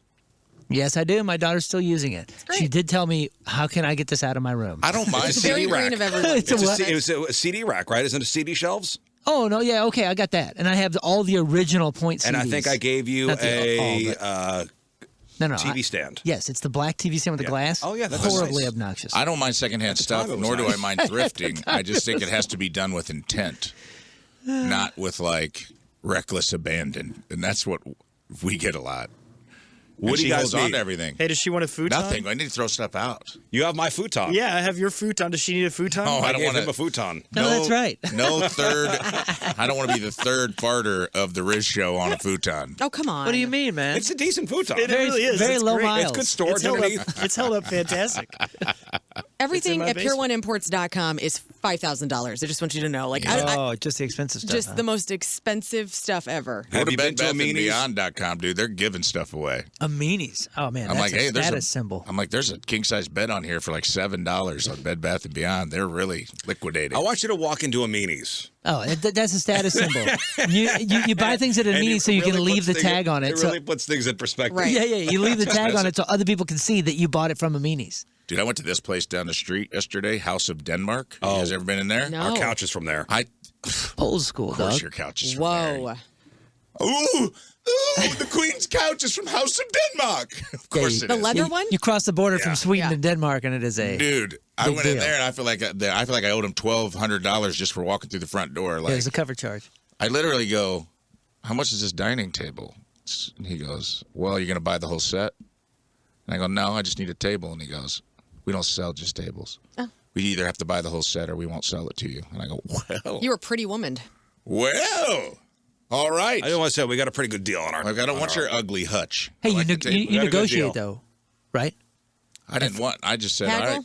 Yo, furniture stores. Pff, yeah, You can really. haggle. There'd be a lot of negotiation before I spent money. And I mean, I'm just saying. You just Apparently put- our bed is from my wife. Check it in. Our bed is from House of Denmark. You guys. Oh, the big of the best. we. Our couch is Carol House. What I'm saying we is, like nice things. Yeah. that's a game. You play hard. Thank you. On furniture, you go in and you play hard.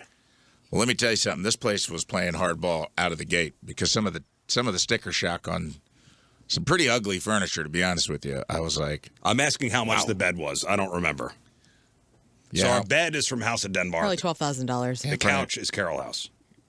It is like Queenus. cars, though. That's why they got salesmen running around like that. Because You can haggle. Oh, dude, we got the couch that we got with the recliner thing and all that kind of stuff. Psh, yeah, right. I paid maybe 45% of this. I got a good deal on face. I just got some like very rare 1960s, like a room divider and a little bar cart that's really cool from a lady that's like downsizing in St. Charles. Oh, and I went over What are there you and gonna put in the haggled. bar I haggled cart? with her and I haggled with the husband. It's kind of like a buffet, like a serving cart. Like it doesn't have to be Nice. booze. Nice. It's just nice. And I was like, I went to Haggle City. All right. The bed, Yeah, $3,000. that's not bad. And it was the floor model. No, so you probably Save some money there. So we saved some money. What, you got And a you have sleigh? to climb up into it. You got a sleigh? What's a sleigh? Sleigh bed. A sleigh bed. Like a headboard where it Like kind a- of like. You know, it's got both sides. Like it's real. You know, they're Oh, nice. Dude, he's got one of those like. What do you got? Is it You just got He's a like got bed one of frame? those The four-post iron beds where it looks throne. like someone's going No. to carry him Oh around. yeah. Game of It's Thrones. Excuse me, Joffrey. Leather headboard. Yeah. I went to Leather headboard. World Market like on the 27th of December, and Tim and I found this rug that we really liked. I was like, we're gonna wait. It was $300. It was 9 feet by 6 feet, huge. And then I went back 3 days later, bought it, got it for $150 because it was the last. There we go. Floor model. That feels good. It was so great. That's one of the best feelings in the world. Yes, Yeah, never pay sticker at a furniture place. especially for floor models. Yeah, you can haggle for that stuff. All right, listen. Enough furniture talk. Penis talk next. from I get that at House from of Wednesday butts Denmark, to after too. all. beds to penises. But first, Yeah. Team Riz Member of the Day brought to us by Hot Shot Sports Bar and Grill. Score a shot at $10K during Blues away games this year at Hot Shot Sports Bar and Grill. Get all the details at hotshotsnet.com. From Jerseyville, Illinois, Ashley Bowman is our team member today. Ashley loves the show and wants to be her boyfriend's Team Riz sidekick. Ashley says, I love how everybody gets along. It's nonstop laughter from start to finish. Ashley is a hardworking mother who has another on the way in May. Congratulations. Congratulations. Loves going to concerts and comedy shows with her boyfriend. To her, family is everything. Ashley Bowman from Jerseyville is our Team Riz Member of the Day. Get super sweet Team Riz Member of the Day soccer jersey. Get yourselves on at 1057thepoint.com/Team Riz. The Rizzuto Show on 1057 The Point. All right, welcome back to the program. Phone number 314-624-3833 or 618-398-3833. The Schreier Air Text line. 314-649-DUMB, the MIC Ultra Studio Cams. 1057thepoint.com/Riz. The socials at RIZZ Show. Your emails, RizShow1057thepoint.com. Of course, subscribe to the Riz Show's YouTube page. First matchup with Moon of the year coming up. Yes. In just a little bit, we'll talk to Chris Kerber at 8:30. I mentioned earlier it's National Pass Gas Day. It's also National Old Rock Day. Ooh, what's considered old rock? Or like old rocks? Which one? Well, it's not about classic rock music. Oh. And I was thinking about your dad. With the rocks. Because it's about geology and fossil enthusiasm. Oh man, Geology. He was the guy. He was the guy. The guy. Which, by the way, every rock is an old rock. I know. I was gonna say where's the new ones? Well, but the day is called National Old Rock Day. So this is a gentle nudge to look down at the ground and appreciate the millions of years of history beneath your feet. Now, I want to combine the two.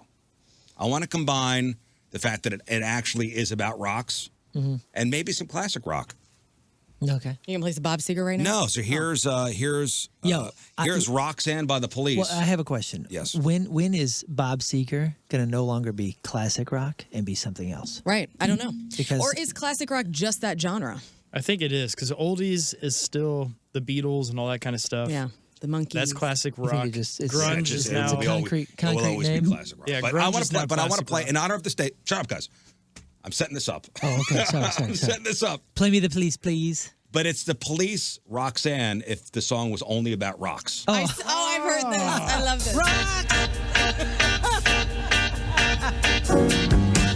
this. Sorry I said shut up, but I was setting up the song and you guys killed me. that's all right. He's laughing too. It was so funny.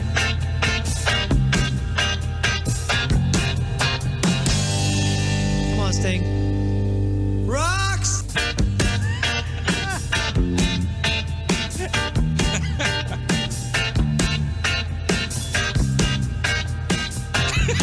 That's great. Everybody now.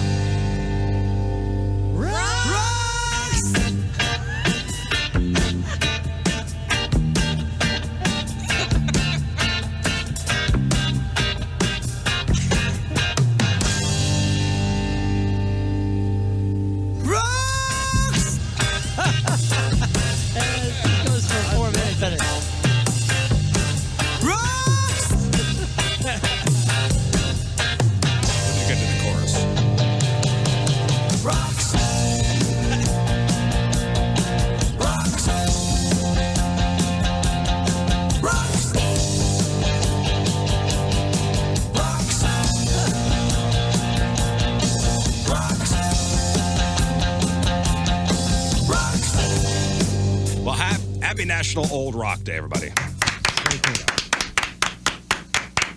Speaking of classic rock, you saw that David Lee Roth going back on the road. Of course, 26 states. Not coming here though. We already got our fill. We did. Ah, yes. He will be ending the tour, I believe, in Milwaukee. So if you have yet to see him, go see him. Man, I saw when he announced the tour. Pretty much the consensus is, why? Why? I like it. Obviously we went and we had a blast. But then also, like, now we got Alex Van Halen working with Steve Lukather of Toto, putting up some previously unreleased Van Halen tracks. And what if Alex goes out and Dave goes out and Wolfie's out? Could be cool. Something could happen. They're not. They shall never intersect. Never say never. David's going out again on his own, and I say on his own. It's him kind of singing with 3 fantastic backup singers, right? Who are pretty much carrying the load. Is it good? Is it bad? Or does it matter? I don't think it matters. For his brand. I don't think it matters. I think for the true fans of David Lee Roth, and correct me if I'm wrong, it's about just being in the room with David Lee Roth. Mm-hmm. Oh, is it? Okay. I think it is. It's a spectacle. But you know what? You have a buddy that you've talked about on here before, guitarist. It's really good. And he might be playing with David Lee Roth. Oh, really? Yeah, I can't remember his name, but I follow him. My bud? Yeah, your bud. I can't remember what his damn name is. Is he the guitarist in the band? Well, he shared the David Lee Roth tour schedule on Maybe his he's just page. a fan. I don't know. I took it because he had the guy that was with him at the factory was pretty nails. Yeah. He was killing all the Van Halen stuff. Yeah, what is that guy's name? Sorry, I don't have it. But it's about being in the room. It's about seeing the guy on stage. It's not about him really singing because he really doesn't sing that much. It's the backup, right? And Rafe, come on. What? Admit it. It's more about the backup guys as far as how it sounded. Yeah. I mean, I said that when we went and saw it. I go, at least he has the self-awareness to know he can't hit some of those notes anymore because he's ragged his voice out. Some of those notes, pretty much all those notes. Okay. Oh, man. We're in the trust tree. All right. Trust me, it was Al Estrada. great right? show. Al Estrada. Isn't that your guy? Maybe. Let's see. Estrada. It's a good show. Anyway, so back in November, I think it was, we talked about this guy. He's a former I don't know him. former NFL, I think it was offensive lineman. His name is Matt Khalil. He played for the Vikings for a while. And his ex-wife was on some podcast, and she said the biggest factor in their divorce was the size of his dong, which she described as 2 Coke cans, maybe even a third. Yeah. We talked about this. Yeah. Well, there's been some fallout. He's now suing her. So former NFL pro Matt Khalil is suing his ex-wife Haley over comments she made back in November about the size of his junk. What kind of game is this, sir? Yeah, what are you doing? kind of game are you playing, sir? Keeping it in the zeitgeist. Boom! That's what I'm thinking. Me too. Well, what a game. I'll file a lawsuit. We'll bring this back around. Make sure, just in case people didn't hear about it first time around. Boom. That You I think it got a fits in 3 that Coke zeitgeist? can. You know what? That makes a lot of sense. And I'm sure, why would you- and maybe he's like told her like, hey, I'll pay the legal fees. I'll do this, whatever. Just chill out. I got to do this. He says my this PR is- guy says I got to do He this. says this is, quote, degrading. He says her, quote, degrading and deeply personal comments have caused unwanted attention and invasive commentary from the public. He also claims his family has been negatively affected, especially his new wife. Yeah, we all know that none of that is true, but he does make a good point, and it does illustrate and shine a light that if roles were reversed, if they got divorced and he had said anything about her body in any way, Gee, she's got a big veg. he would have been destroyed. Well, I mean, in any way. So I mean, there is a double standard here. We know he's full of it here, right? Well, if he said that she had a vagina that was like a hallway, narrow- that would be a negative for society, right? That's it. Usually a man being well endowed is a positive. So it's not like she's degrading him. She's saying like, yeah, Well, he that's has the a point. huge soup can Johnson Right, dong. right. Yeah, so but she wouldn't got you guys big be old mad if booby you ladies? implants. And he was like, she got these big giant implants, and That's why we got divorced. we got divorced because too they're just like beautiful, too perfect. cartoonishly big boobs. I could see if he wasn't married again, where it would be like he couldn't get a date because women were afraid to like sleep with him because they didn't want to Because of get his monster messed dong. up. Yeah, but wouldn't that you would be be- one thing, but he's married, so somebody's already like taken that on. And wouldn't you Scott. be upset if your wife said that about you, Riz? That had a huge penis? Yeah. I mean, how Would you mad sue would your you be if she publicly This said is that? the point, guys. He's not really mad, but it Oh. left the news cycle, Mm. and now it's back. Well, there might also be a little. I mean, there might be some alimony or something like that he's a little bitter about having to pay. That he's going to try to recoup now that he has a new wife. That's a good point, too. Yeah, he's remarried. I do know a guy that is crazy insecure about his giant one. So I mean, maybe he is dealing with that in the real lives. He's requesting a jury trial and damages, all the amount with the amount exceeding over $75,000. Haley says she's shocked and heard about the filing. Quote, "The truth is in the original live stream, which you could still see on YouTube. I speak highly of him in multiple ways throughout that conversation." I guess just the way too big junk talk was a bit much. too much for him. What a life. Well, I'm suing you all for saying that my turds are soup can Johnson turds. You said it yourself. You're the one. I You're the didn't one say that said myself. it. You're the one that said it. No, it was actually Rafe Dean who said it. After I did say I clogged a toilet, and he was like, "Oh, you got those soup can turds." Well, And that's they were true. I going will to bring roll it. tape. Everybody forgot about it, and, you're she's bringing just it up trying again. to get it. She's proud of her soup can turd. She's just trying to get No, it I'm back in the upset. zeitgeist. Trying to She's get it bringing back in up. case somebody didn't hear that Lern Just in has case soup people can didn't know turds. that little tiny body could produce such impactful turds. You're all going down. My sister will be in contact with all of you. Toilet clogging turds. All right, let's do crap on celebrities. The Rizzuto Show. Crap on celebrities. All right, time to find out what's going on in the world of music and entertainment with your crap on celebrities. From big dong to big beard. And the most famous beards in rock, of course, are Billy F. Gibbons and the late Dusty Hill of ZZ Top. And let's revisit a story that we've heard about, but maybe haven't heard from the mouth of Billy F. Gibbons in a while. So he confirmed that Gillette offered him and Dusty Hill $1 million each in the 1980s to shave their beards on television.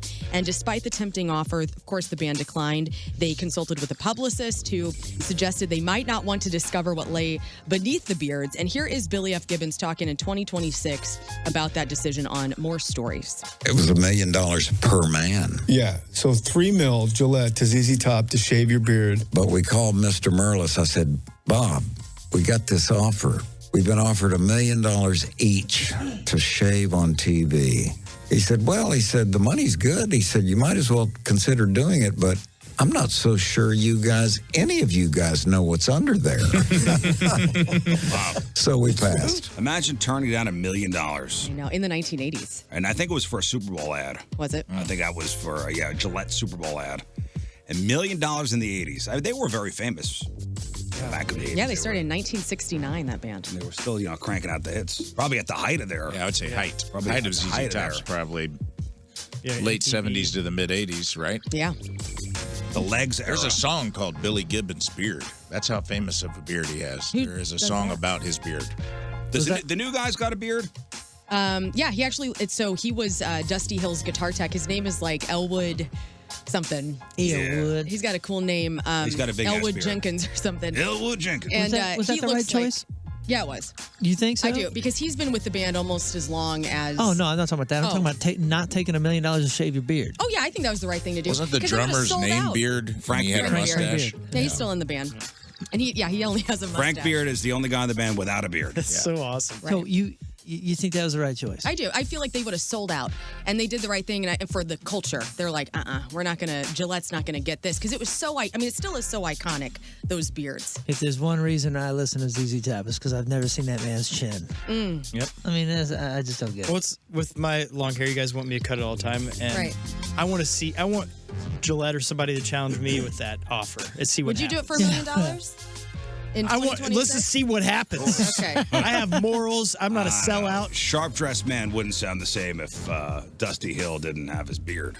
Well, it wouldn't have been then. It was after that. Yeah, even just listening to it now. It's like get Bret out- Michaels. Get out of here. Like Bret Michaels, we were talking about yesterday, without the bandana and the long hair. I mean, it would be so weird, right? If he came out and did Poison songs and looked Yeah, if nothing like Bret that. Michaels sat on a stool and did Every Rose Has Its Thorn. Well, the bandana doesn't without grow bald head. back. No, but I did get it. I got an answer. My friend who Yes, it does.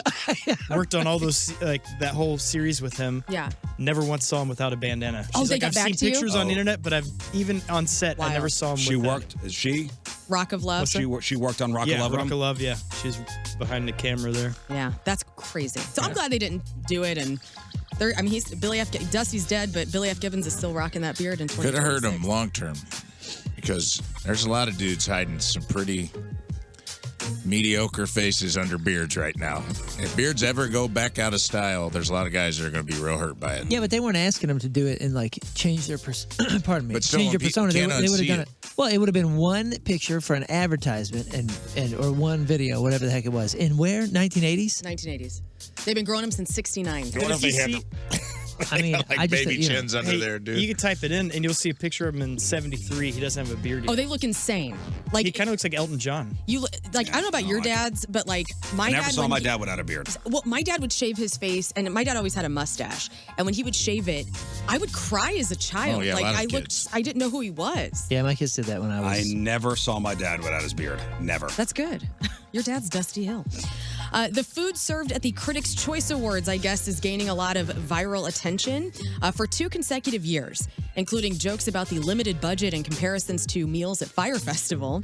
So the 2026 ceremony happened on Sunday night, hosted by Chelsea Handler, and attendees received a snack plate, which I don't understand what the problem here is. This is like an elegant experience. What is this for? This is for the Critics' Choice Awards. Normally, these things don't have food, but this one does. So they had grapes. They essentially had a charcuterie board on the tables. Cheese, crackers, hummus, pico de gallo, grapes, just snacks. And I guess everybody is criticizing it, calling it airplane food. And they're also being faced with scrutiny. And, different celebrities had pizza served in bags, I guess. And I don't understand what the problem is. I'm just like relaying this. Like, do we care? Okay. They'll be all right. I don't like food at award banquets on television, all right? What do they serve at the Golden Globes? They're sitting at tables too, Nothing. right? In fact, that was the joke. Like, they're hungry.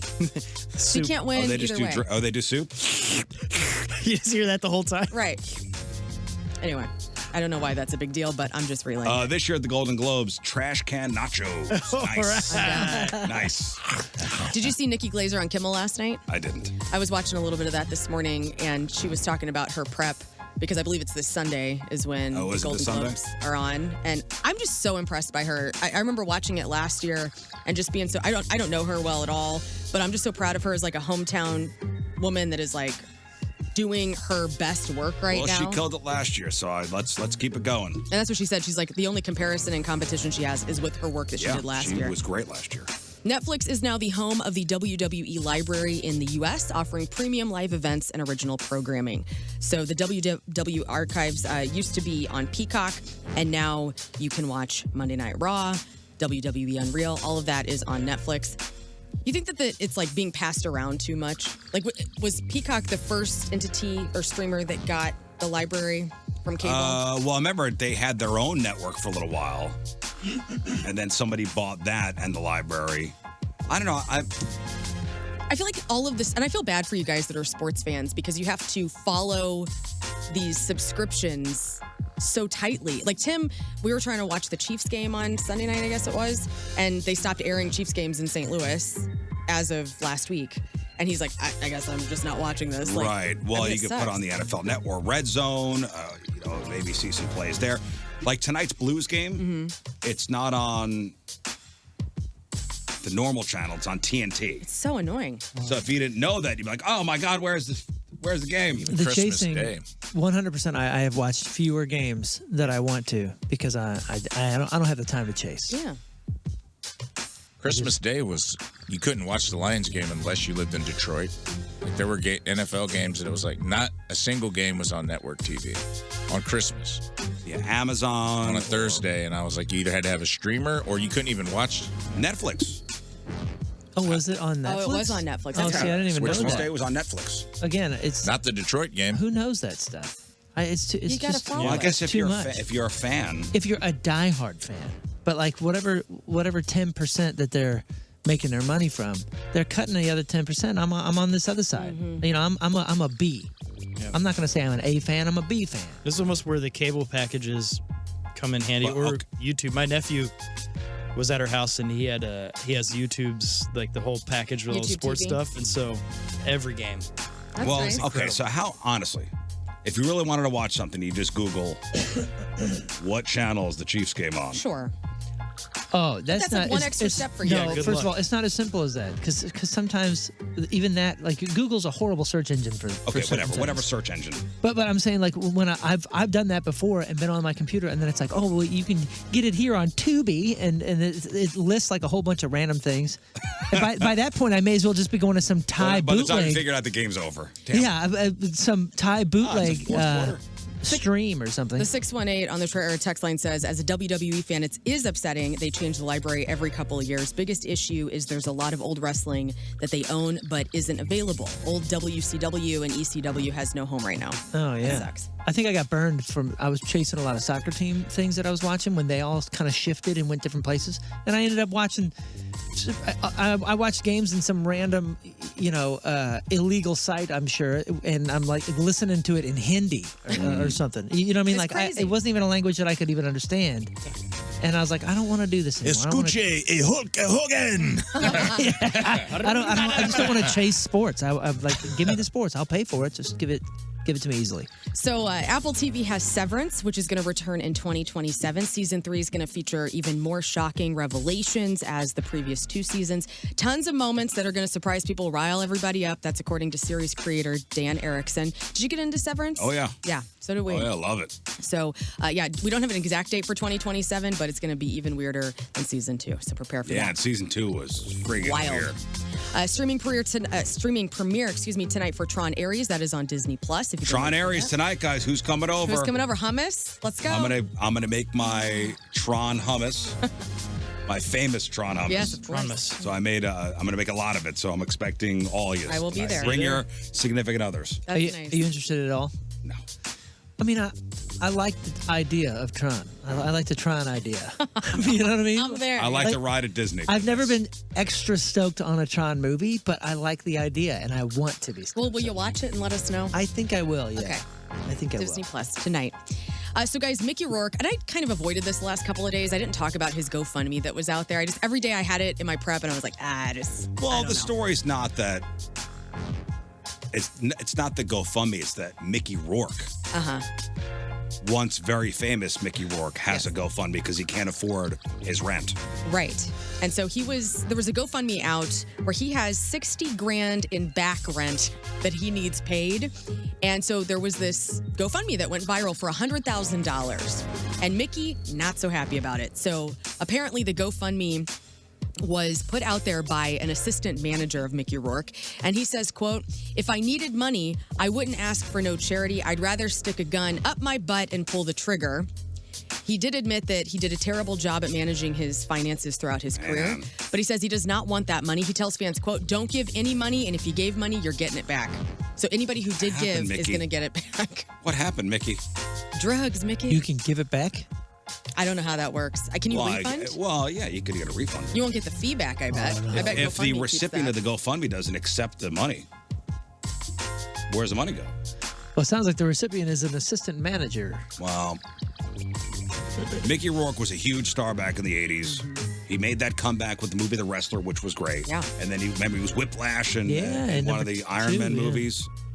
Sin City. So he was in Sin City. He had a bunch of. I'm He had like a full comeback. And then it was And then it gone. just got weird again. And then got weird again. Yeah. He was such a handsome actor in the 80s, and then he took up boxing. And plastic surgery. He took up boxing, messed up his face, got plastic surgery, looks weird. He's tan. apparently a weird guy. And now he owes 60 grand in back rent. What happened, Mickey? What happened, Mickey? What happened? Come into St. Louis and tell us what happened. Well, how does that happen? How do you not get pushed out Well, it must be his well friend before or the something, 60,000? Oh, okay. right? Don't you imagine it's some wealthy actor that probably owns it? It's like, dude, I can't. Or was he living at the penthouse at Caesars or something? No, I thought it was like a I'll regular pay it. apartment. It's probably $4 grand a month. What is that? $60,000, 12 times 4? Where is it in New York? Or what is it? You got me. I think it's I thought in it was LA. LA. Yeah. Emma Stone and Jennifer Lawrence are producing a film centered around Miss Piggy, but neither actress will portray the iconic character. In fact, Emma Stone recently said that the suggestion that she or Jennifer Lawrence would play Miss Piggy was silly. She said, first of all, that's the biggest insult to Miss Piggy I've ever heard, and I will not have her name dragged through the mud like that. Here is Jennifer Lawrence talking about this film that is going to be released. Okay. I don't know if I can announce this, but I'm just gonna. Emma Stone and I are producing a Miss Piggy movie, and Cole is writing it. Miss Piggy movie? Miss Piggy movie, and you're going to love it. Her uncle's producing, is that what she said? On the feedback, Leslie's asking, why are we not discussing heated rivalry?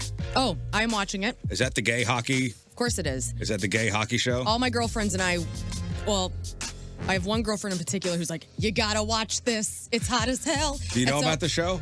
Gay hockey? Yeah, it's about the gay. It's the gay hockey show. It's the gay hockey Come show. on. That's not funny. And No, it is hot. I I watched have not heard episode about gay one. hockey. It's about two guys that are playing hockey on rivalry teams, and they get it on. There is a lot of. Oh, it's like a Romeo and Juliet. They're enemies? They are enemies. It's mans. But it's sweet Yeah, and but you know what I'm hot. saying. Like they're from rival Right, families, rival, if you will. yes, the And I've never Capulets and watched. the other people. Like I watched The L Montague. Word. You know, I've watched a lot of like lesbian focused entertainment, and that's hot too. But I've never like had a show where it's like guy on guy fun, and it is hot. As a straight Well, there woman, we I'm go. telling you. We discussed it, Leslie. Thank you for bringing it up. And that's that. Guys, Amy Schumer has officially filed for divorce from her husband, Chris, nearly a month after announcing their separation publicly. The comedian submitted papers on Tuesday in New York County Supreme Court to dissolve her marriage to Chris Fisher, the professional chef. What? She gets her look all where she wants it and then cuts out? That's what everybody says. But the news, it's hilarious. You see random news sites and they pick like some of her worst photos through history to use, and it's She's hilarious. posting like bikini pictures of herself on. She's in one pieces. I hate seeing divorce. No, not the one I saw. Oh, I saw her in one pieces. No, this she week. just posted a bikini shot of herself. No, she's going on vacation. She's getting divorced. Well, she's Can't be divorced. married to a professional chef. On the market. You're trying to cut Oh, down good point. cut the LBs, man. She's married to a chef? She is. She was. Or was? Was. R.I.P. And finally, guys, happy birthday. I'm kind of stepping on your toes, Moon. Today is Nick Cage's birthday. He is 62 years old, and so I decided to go to Esquire magazine to compile a list of, or get their list compiled, of the best Nick Cage films of all time. Here we go. Best Nick Cage movies of all time. Show me. Raising Arizona. Raising Arizona, number 2. Peggy Sue Got Married. Peggy Sue Got Married. Moonstruck. That is number. Peggy Sue Got Married, not in the top 10. That's number 18. National Treasure. Moonstruck is number 3. National Treasure, not in the top 20. What? I'm sorry, no. Sorry, number 16. That should be I got an great. Oscar for that. Con Air. Con Air is out of the top 10. It's number 11. Face Off. Face Off is number 9. Raising Leaving Lord Las Arizona. Vegas. of War. Leaving Las Vegas, number 14. What movie. did you say, Scott? Lord of War. Lord of War, not in top 20. What about the Pig. Pedro Pascal movie? Pig is his favorite movie he's ever done, and that is number 8. You're talking about The Unbearable Weight of Massive Talent. Yes. That is number 12. That was so good. I And liked that. I really do Yeah. recommend that movie. Have had a we good seen time. Pig? No. It's great. You've seen it? I want to see it now that he says that is his favorite movie he's ever It is a done. very interesting film, and it is great. He's Renfeld. really good in it. The Weatherman. Renfeld, no. Oh, The Weatherman. Nice. The Weatherman was awesome. Weatherman, no. City of Angels. City of Angels, no, not even in top 20, which hurts my soul. Adaptation. Adaptation, Scott, congratulations, you win $10 million. That is the number 1 Nick Cage movie. Oh my gosh, I almost according said to everyone. I almost said that, but I thought, no, that's Will Ferrell. No, that's. That's Charlie Kaufman. I mean, that was like did he win an award on that? He one? did. I think he won an Oscar, maybe. or something. Yeah, he was phenomenal. In What that. movie am I thinking of? Where What are Nick you- Cage looks like Will Ferrell and Will Ferrell looks like Nick Cage. Is it, Oh. You know what I'm talking about? Magnolia? No, it's got like Talking about Face Off, and that's John Travolta. And that was number 9. Snake Eye. Sorry, dude. Snake Eyes, Scott, yes, number 19. Did we say Gone in 60 Seconds yet? No, it's not in the top 20. What? That movie is so I good. know, Angelina That movie's Jolie so Hot as a fun. Blonde. You guys are missing 4, 5, 6, 7, and 10. 8mm. No. Somebody said Snake Eyes? Snake Eyes already was said. Like number 20 is Bad Lieutenant, Port of Call, New Orleans. That's a good movie. Oh, that's a good movie, too, yeah. Number 17 was Dog Eat Dog with Willem Dafoe. What about what's Mandy? The crazy That's number one he 6. did. Oh, That you was know a what I'm horror thinking? movie. I'm thinking of Stranger Than Fiction. Stranger Than Fiction. They're kind of like the. You know Long what? legs? Not top 20. And Long Legs not on this list. No. That's a Will Ferrell movie. Oh, it is? Okay. Daddy, Trapped take me in off the Paradise. list. Release me. Trapped in Paradise. That one's a great one. No. What else we got? Okay, number 15, Color Out of Space from Matchstick 2019. Men. Matchstick Men is number 10. Wicker Man. That's a good movie, Wicker dude. Man, That is no. an underrated Matchstick Men with Nicolas Cage and Sam Rockwell. Very underrated movie. Oh, yeah. Excellent film. Renfeld. What's the? Did you say Ghost Rider? No. Number 13, Kick-Ass. You're missing 7, 5, and 4. Oh, kick-ass. You're missing a David Lynch film with Laura Hot-Ass Dern called Wild at Heart from 1990. That's number 7. Fast Times. Are they counting that as a Nick Cage movie? And then the final 2, I'll give them to you. So number 5 is Bringing Out the Dead, which was a Scorsese film. And then also Joe from 2014, which I didn't know. That was a good movie too. And What that's about number the 4. Croods? Did you say the Croods? Oh, he's the dad in the Croods. I can't believe Wicker Man's not on it. Oh, no, not the beast! Not the beast! Ah! Oh, my eyes! My eyes! Happy birthday, Nick Cage. And that's your crap on celebrities. Celebrity celebrating a birthday with Nicolas Cage. Blue Ivy Carter is 14. Michael Sam, the first openly gay player in the NFL. You know, Rams cut him in 2014 in the preseason, and then he went to the Cowboys and they cut him too. Then he played in Canada, and then we retired And in he just left. 2015. Yeah, he said, well, maybe football's not my thing. Yep. He's 36. Robert Sheehan Klaus on the Umbrella Academy is 38. Lindsay Fonseca, that is Josh Peck's sister on the Turner and Hooch TV series, but it's also Ted's daughter on How I Met Your Mother. She's 39. Brett Dalton, Grant Ward on Marvel's Agents of S.H.I.E.L.D. is 43. Lauren Cohen, that's Maggie on The Walking Dead, is 44. Aloe Black is 47. John Rich is 52. Jeremy Renner is 55. Doug E. Doug, 56. Kathy Valentine, 67. That's the Go-Go's bass player. Donna Rice Hughes, that's Gary Hart's temptress, if you will, in the 1988 Temptations. After the affair ended his presidential hopes, she became an anti-pornography activist. She's 68. Katie Couric is 69. David Caruso from CSI Miami, the worst and best one, is 70. What? Did you change buttons over there? No, It's a drastic this, difference yeah. than this. There we go. Yeah, happy birthday. Aaron Gray. This is Kate from Silver Spoons. You guys remember that show? Yeah, oh, yeah. Silver Spoons? Of course. Aaron Gray is 76. Kenny, mother, effing, Logan. Yes! 78 years old today. Oh. We got some fired up. Let's go. Of course I do.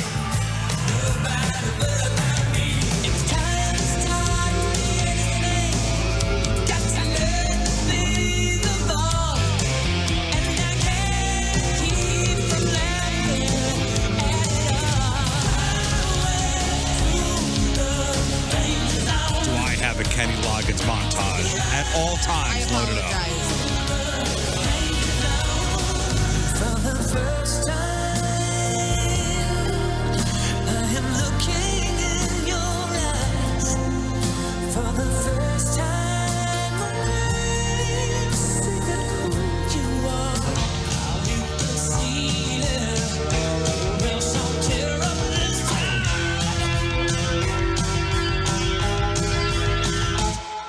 Okay, happy birthday, Kenny. That montage is missing one song Food Corner. because the volleyball scene in Top Gun would not be Oh, playing with the scene. boys? Playing with the Boys is the best Kenny Loggins I'm song sorry. ever made. He's 78, and Jan Wenner, the Rolling Stones. Jan Jan Wenner. What'd I say? Jan. I'm sorry. You I'm said still, Jan, I'm it's still, Jan. I'm still thinking about volleyball. The founder and publisher of Rolling Stone, Jan, is 80 years old today. Today's portal birthday, which is being brought to you by Patricia's Where Fun and Fantasy Meet, is Kim Wilde. And today's birthday girl's been in 353 fine films, including Asian Silk, Ass Backwards, Bare Bottom Memories 1, Beneath the Cane, Catfighting 5, Anima 10, I'll Take the Whip, Ladies Lovin' Ladies 3, The Return of Dr. F, and who could forget her role in 1991's Mr. Peepers Amateur Home Videos 21, Homestyle Humpin'. Wow.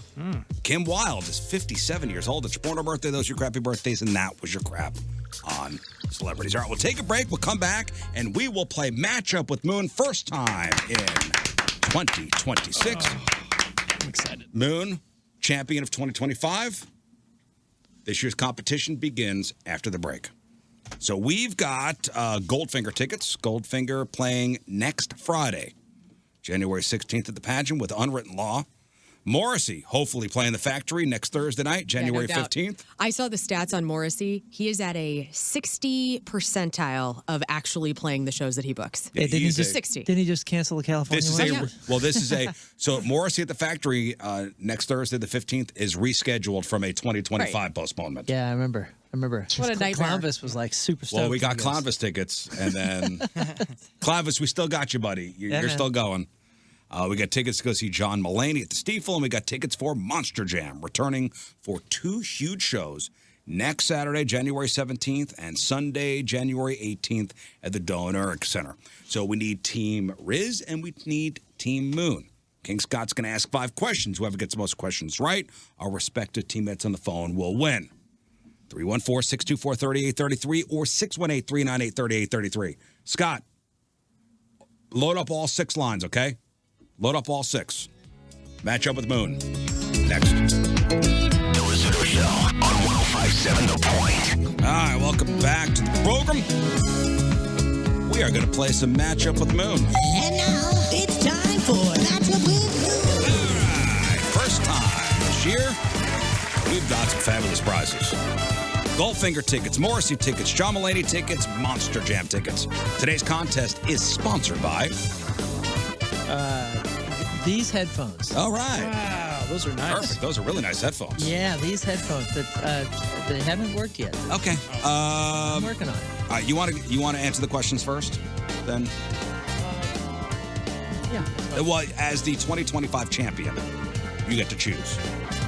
Yeah, perhaps I will take these questions first. Was it an ass whooping last year? No. You beat me handily, I think, right? By how many, Scott? I don't remember that. It was by 6. Yeah, was, he had almost 6. It was quite a runaway. Yeah.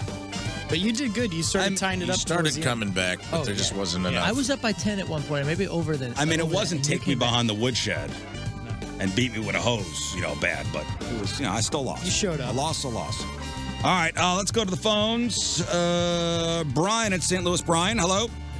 Hey, good morning, guys. Brian, are you Team Riz or Team Moon? I've got Moon on my fantasy team, so I've got to go with Moon. All right, Team Moon. All right, hang on, Brian. He's fantasizing about you. Brittany? Good morning. Happy birthday, Riz. Good morning, Brittany. Team Riz or Team Moon? Moon, let's send me to Monster Jam for my birthday on Sunday. Monster Jam. She wants to go to Monster Jam, Moon. I love Monster Jam. I know you do. Moon's trying to get his headphones. Trying to get his headphones right. All right, hang on. Okay, and Kyle. Hello, Kyle. Hey, good morning, guys, gal. Team Riz or Team Moon? Going Team Moon. Okay. Wow. So 3 callers, 3 Team Mooners. Okay. Sorry for your loss, Riz. And I'm fine with that. I forgot to tell him this is New York City themed. New York City. And I was just in New York City, which is fantastic. Oh, man. You guys goofed.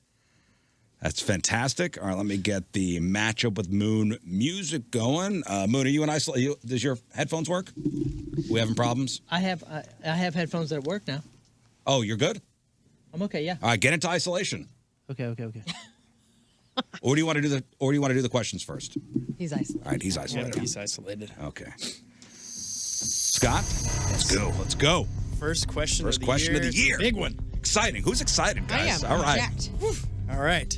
Who was the first American in space? The first American in space. That was John Glenn. What is the last name of the business tycoon behind the No. 5 perfume? Chanel. What is the longest day of the year? The longest day of the year would be probably the summer solstice. Which continent is in all 4 hemispheres?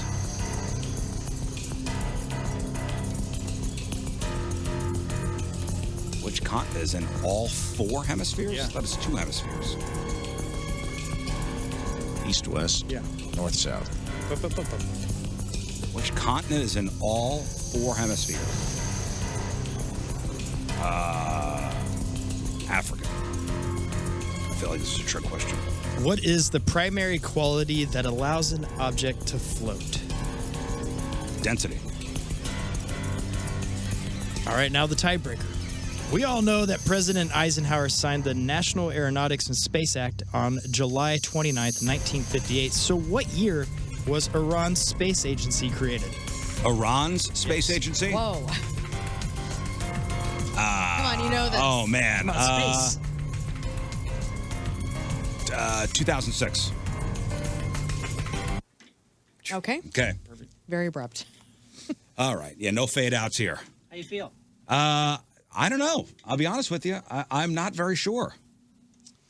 I don't know how I did. I know I got a couple questions correct, and there's questions on a couple other questions, but we shall see. Good. That feels good. All right. Let me get in isolation. Is it a good batch for the first one? First batch was good.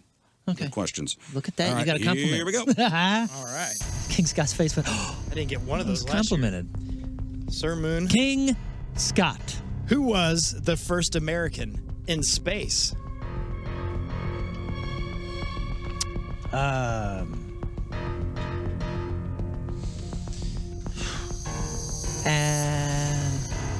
Adam Shepard. Alan Shepard. Alan Shepard? Alan. That doesn't sound right. I want to say Shepard. What is the last name of the business tycoon behind the number 5 perfume? Chanel number 5, right? Mambo. Chanel. Mambo number 5. Chanel. Yeah, I'll say Chanel. What is the longest day of the year? The summer solstice. Which continent is in all 4 hemispheres?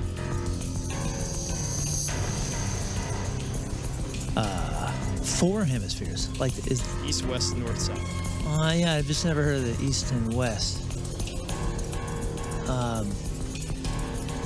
Oh, man. Holy smokes.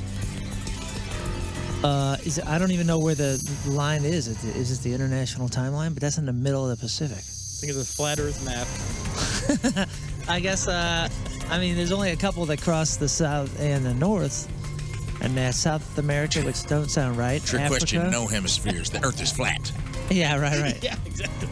Man, does Asia? No, I don't think Asia goes that far south because it's Southeast Asia by the equator. I guess Africa. Can't be South America. What is the primary quality that allows an object to float? The primary quality. Yes. Buoyancy. But is that a quality? That's a weird word, dude. Okay. Buoyancy. And you're good with that? All right, tiebreaker. We all know that President Eisenhower signed the National Aeronautics and Space Act on July 29th, 1958. So what year was Iran's space agency created? Oh my gosh, man. What? This is space stuff. It's all common knowledge. What are you talking about? Everyone loves space. Iran? Oh, man. I'm going to go ahead and say it was after us. Not 1958 or around there. I'm going to say 2000. So in the year 2000. Yeah, I'll go with that. All right, perfect. Good. Yep. All right. How'd you do? Yeah. All right. I mean, there's a cool. couple that, like, if you didn't know it either. How do you know? Because who knows anything about Iran in this room? Well, Come on. man. I'm going to Italy in September. It's close. All right, let's get the answers. Listen, all the pressure's on you. Everybody picked you to win, so They did? everybody. Heck yeah. All three. Heck yeah, dude. Brian, Brittany, and Kyle. No faith in me. Let's get the answers. Who was the first American in space? Riz said John Glenn, and then Moon only came up with Shepard. The Is correct Alan answer Shepard or Alex Shepard? Alan Shepard. Alan is Shepard. Alan Shepard. Damn it. Yeah. I after Are we giving it to Moon for having just Shepard? that's Yeah, fine. it's Okay. I'll allow it. What is the last name of the business tycoon behind the number 5 perfume? You both said Chanel. All right. And you're both incorrect. It's Channel. Oh. Okay. What is the longest day of the year? You both said the summer solstice. And you're both correct. Damn it. 3-2 Moon. Which continent is in all 4 hemispheres? You both said Africa. Both wrong? And the correct answer is Africa. All right. All right, well. What's the Hold up. equator? What's the line? I didn't draw it. The uppy downy. Yeah, the uppy down. Uppy down. Yeah, that feels good. The next 2 questions, you do have different answers. So this could tie it up. This is 5. This is question 5. Yeah. To be honest with you. It's 3-4. So if I get this right, so we both got different answers. Yes. If I get this right, we are tied, and we're going into overtime. And we have different answers? Yes. All right. How do you feel about your answer to this, Riz? I feel good. Which one is this? Don't. Oh, what the heck is this? This is number 5. Here we go. What makes it Can't remember it. You got to take it away. Oh, the float. Oh, yeah. I'm fine. What is the Oh, maybe not. I don't know. what is the primary quality that allows an object to float? Riz said density. Moon said buoyancy. The correct answer boy. is Quality is a weird word. It is a weird word. Oh, because man. I want to say I went with buoyancy in my head when I heard this the Same. first time. Now that he's saying buoyancy, Well, and now that you're saying density, I'm nervous. I felt fine. oh, man. Oh, come on. Well, let's make this interesting. The correct answer is buoyancy. All right. Moon wins. I was pretty confident in that one. I mean, it sounds good until you think about Yeah. it not being right. I'll concede. I'll concede on that one. I mean, buoyancy is a great answer. Yeah. Well, the yeah. first thing that came to it's the correct answer, obviously. But the first thing that came to my mind was density. I'm like, I'm going to go with that. Yeah. At least you had one. Okay. So the fine. tiebreaker, just for kicks and giggles. We all know that President Eisenhower signed the National Aeronautics and Space Act on July 29th, 1958. So what year was Iran's space agency created? Riz said 2006. Moon said 2000. And the correct answer is 2004. Whoa. Way to Hey, go, the guys. fact that either of us are, That or both of close. us are, yeah. Crazy. Kind of in the ballpark. Yeah, that's kind of wild. Yeah. Hey, by the way, I looked up West and East Hemisphere line called, and it's the prime meridian. Like Oh, we all the learned that prime in elementary meridian. school. Come on, Rafe. It's the uppy downy. The uppy downy. Prime scientific meridian. It's the same thing, dude. Well, Moon got all 5, so. I did? Yeah. Yeah, baby. Sure. Is that a win? That's a win. Well, All right. That's how you got to do it against Okay. Scott Rizzuto, because he is so good. Aaron, hello. Hey, guys. All right, Aaron. Happy New Year. Who do you want, Moon or Riz? Well, I'm rooting for Riz, but I'm going to go for Moon, so I win either way. That's a go for Moon. Okay. That's a great attitude.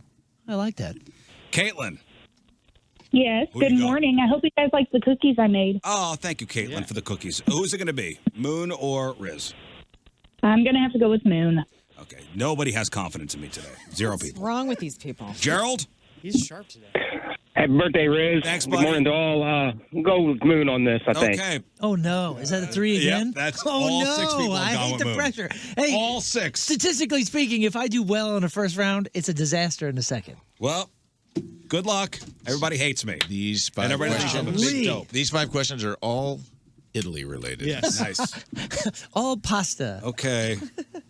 Going into isolation. And Oh, now here we go. I'm thinking about the pressure.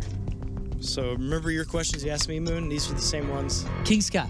Okay, Moon. Oh, when I made the Yeah, questions for this like the game, yeah, it was a Impossible Boys. disaster. I'm sorry. All right. Which team won the first Super Bowl? Oh man, I should know that. I feel like I do know that. Let's see. God dang it! It was the Chiefs and the somebodies, right? Let's see. Somebody's. Yeah, the somebodies. Man, I can't think of it. I'll go back to that. Okay. What 6-letter word names both a seed company and an exercise that combines a squat, a push-up, and a jump in the air? You said a seed? Yeah. Burpee. Burpee is. Wait. Say the thing again. What 6-letter word names both a seed company and an exercise that combines a squat, a push-up, and a jump in the air? A squat, a push-up. That's not a burpee, is it? I'm going to say burpee because I got no better. That's the dumbest thing I've ever said. 1998 was a big year of innovation, from the release of Google to the release of an animatronic singing fish. What's the name of that singing fish? Oh, repeat the question because it's going to come to me. 1998 was a big year of innovation, from the release of Google to the release of an animatronic singing fish. What's the name of that singing fish? It's the bass, right? Take me to the river. Yeah. Billy the Drop Bass? me Billy in the Billy Bass? water. Billy Bass? I'm going to say Billy Bass. Sure about that? No. Zero confidence. Okay. What are male honeybees called? Drones. What is a group of porcupines called? Oh, a prickle. Pricks. Sounds right. Right? I mean, Sounds right to me. it's not a herd. If it's not, that's a travesty. Yeah. I'm going to say a prickle, and I'm going to make it Pine cone. real. Oh, that sounds good, too. So, do you want to go back to first? Which team won the first Super Bowl? Yeah, I mean, I don't know. I was going to say Bears or something like that, or Lions, or I'll just say Chiefs. It was Chiefs and somebody. God dang. Yeah, Chiefs, whatever. Now the tiebreaker. Approximately how many players dress for the Super Bowl each year? Or was it the Packers? Man, Gone through the whole North. crap on a stick. I know, dude. I feel terrible. I hate this. Okay, how many people dress? One team or both? So for the whole Super Bowl? Yeah, all. Okay. Yeah. I think there's a limit. I think they do have a limit of something like 32 or something. So you know what? I'll just say 64. 64, and I'm going to say Packers. For the team? Yeah. Feels right. I'm sure it's wrong, but it feels righter than it was before. Yeah. Well, we're there then. Okay. Man, rocking out to Journey this morning. What song? Separate Ways. Ooh. Yours to lose, brother. Mine to lose. Oh, you did that bad, huh? No, I was swimming in like 2 or 3 of them, and therefore I don't even remember how I felt about the others. Okay, well, pressure's all on you because everybody's on Team Moon here. Zero confidence for your hero this morning. We all But that's are fine. confident in you. That's fine. All right, let's go. Round 2. All right. Which team won the first Super Bowl? Which team won the first Super Bowl? That would be the Green Bay Packers. What 6-letter word names both a seed company and an exercise that combines a squat, a push-up, and a jump in the air? Say that once again. What 6-letter word names both a seed company and an exercise that combines a squat, a push-up, and a jump in the air? A squat, a push-up, and a jump in the air. Oh, God. So it's a seed company, You too. were just at the gym I yesterday. know. Maybe you did some of these.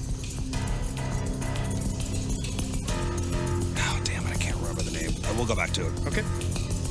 1998 was a big year of innovation, from the release of Google to the release of an animatronic singing fish. What's the name of the singing fish?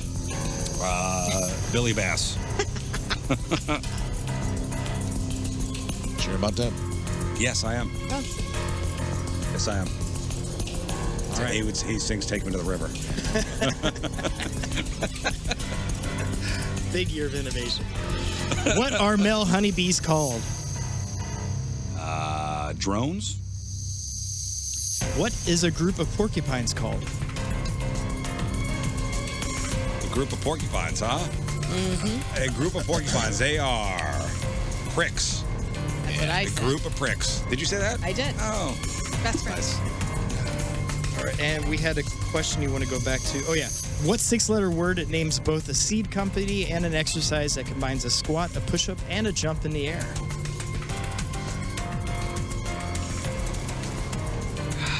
God. You know it, too. I do. Oh, yeah, you know it, all right. Where is it? It's somewhere in there. It's somewhere in there. You got Billy Bass in there. Where's this? Forget it. I don't have an answer. You don't have an answer. Think of something. Think it's do one. Even if it's ridiculous. Do what he's saying. It's a 6-letter word. That's a seed company. Mm-hmm. I buy from this thing every year. That's where I get all my seeds. Oh, okay. You should Give me the listen. tiebreaker. What year did the first casino open in Las Vegas? 19. Oh, Nope. You that got was the wrong question, one. pal. That's my. Okay, sorry. I was like, what the hell? That's my backup one. Okay, go. Approximately how many players dress for the Super Bowl each year? How many players dress for the Super Bowl? Yes. 82 players. Now let's go back. Nah, What- forget it. You gotta give me some. Just think of Number 2. A seed company, and it's a squat. It's a push up and a jump in the air. You ever done one of those? yes, but I forget what it's called. I forget it. We're moving Just on. non-available. No answer. No answer. All right. Wow. Oh man, you could have gone. I would have loved to have closed out that song. I was just rocking There's over one, here, it's, dude. and you know when you say the answer, it's going to kill me I know. because it's right at the tip of my tongue. Mm-hmm. Okay, let's You go. know what? Let's get the answers. You need to do 40 of these today. I at the think I'm gym. good. I'm going to the gym. So you don't forget. Oh, I couldn't remember the name. it's okay. I got. I'm it hoping wrong. I get you on the. I'm hoping I get you on the other ones. Let's go. Answers. Yeah, I think I cost myself a few times. Which team won the first Super Bowl? You both said Packers. Oh, You're both correct. oh my gosh! Was that a Darts. guess? I was throwing darts. He said He Chiefs went at through first. the whole NFC North Yeah. and then landed on the Packers Oh, God. finally. I knew it was something historic, and I was like, Yes, The Vince Lombardi Lombardi. Trophy. yeah, right. Ah, man. Okay, let's go. What 6-letter word names both a seed company and an exercise that combines a squat, a push up, and a jump in the air? Riz just said nothing, and then Moon said burpee. That's 7 Burpee. letters. Yeah. That's That's correct. it. Is Damn it burpee? Yep. Yeah. I never heard of I've never heard of the seed Burpee company. Seed Company. Oh, It's I get the everywhere. catalog I got it a couple weeks ago. Yeah, that's where we Get your ours. orders in now for your zone. Honestly, I've never heard. Now of, you trust me, you'll see great. it at every store. It's everywhere. I've never heard of the Burpee Seed Company. Burpee Seed Company. But now that you say burpee as the exercise, yes. Damn it. I thought I was wrong on that. Okay, next. 1998 was a big year of innovation from the release of Google to the release of an animatronic singing fish. What's the name of the singing fish? You both said Billy Bass. And you're both incorrect. It's Big Mouth Billy Bass. Oh, you butt. No You got to points give awarded. us credit for getting his name. I'll give you a half point. Half point. We're A not point doing half. Are we doing We're half not doing points? half We're not. points. Okay. What are male honeybees called? Hey, real quick. That didn't come out till 98. Didn't it feel like it had been there forever? The Bassomatic came out first, didn't it? I thought about right. it like just popularized itself. No, that's about 'cause right. I it remember I hadn't bought been- my dad one. It was technically released in 99, but it was created in 98. I just feel like it's been around as long as there's been motors. Yeah, I know. I feel like it came with the side of wood paneling. Right? Yeah. It really It was like a classed free up. gift. It classed up my parents' living room. It really did. It was 98 nice. was a big year of He sang moving other us songs, forward. too. What are male honeybees called? You both said drone. Correct. All right, well, Moon wins this one. Well, you're down to the last one. Yeah, I'm down one. So it could be. It's 3-2 right now. If this is the correct answer, then I will be very surprised. Oh, you think you got it wrong? Of course I got it What was wrong. the I just question? made up an answer. God, how can you If remember you the don't remember fifth it, then question? you can't. Okay. What is a group of porcupines called? Moon said prickle. Riz said pricks. Oh, And the correct answer is. if it's that, dude, I'm gonna be I so hope bummed. it's that. Oh, come on, man. The correct answer is pricks. Prickle. It's prickle. Yeah. It's prickle. No Yeah. way. No freaking way. You didn't just guess your way into that. I know. You knew that. I promise. I've never heard the word prickle before in my life. We've, I we've had I that promise. question before. Like, Should- I've never heard that I feel like this question is a before. simulation. Prickly pear. Yeah. How Baloo did you sings know about that? it. I did not But know you that. knew it too, but you I just, just I said said a silly pricks. word that seemed like it would be like if I I said were, pricks because I thought it was funny. if Me I were too. to be in charge of naming a group of them, I would have said prickle. And like I've never heard that before ever. I would have said Well- Quillian. Lucky guess. Quillian is good. Oh, I like that. A group of I porcupines could is a change it Quillian. now. I feel like prickle is like the G-rated version of prick. You know, like you won't get in trouble on It's at recess elegant. by calling somebody a prickle. Yeah, the elegant version. Yeah. Well, you win again. So, 6 winners. What's the tiebreaker? Please give me that. Approximately how many players dress for the Super Bowl each year? Moon said 64. Riz said 82. The correct answer is 106 players. Holy smokes, they're allowed that many players? Well, I got that. So. You got Really? that one. I thought it was a 46-man roster. Wow, that seems huge, too. Well, Good to okay. know. Well, congratulations, Moon. Already up 2-0. The Rizzuto Show. Traffic and We'll weather. take a break. We'll come back. We'll do some news. The Rizzuto Show. It's nice, Moon. Thanks, man. Moon's This is refreshed all our rejoin from commercial. This is jazz beds. in a front alley rather than a back alley. Very palatable. Nice. Hey, this guy's on the phone. We'll talk to Chris Kerber in about 10 minutes. I like this.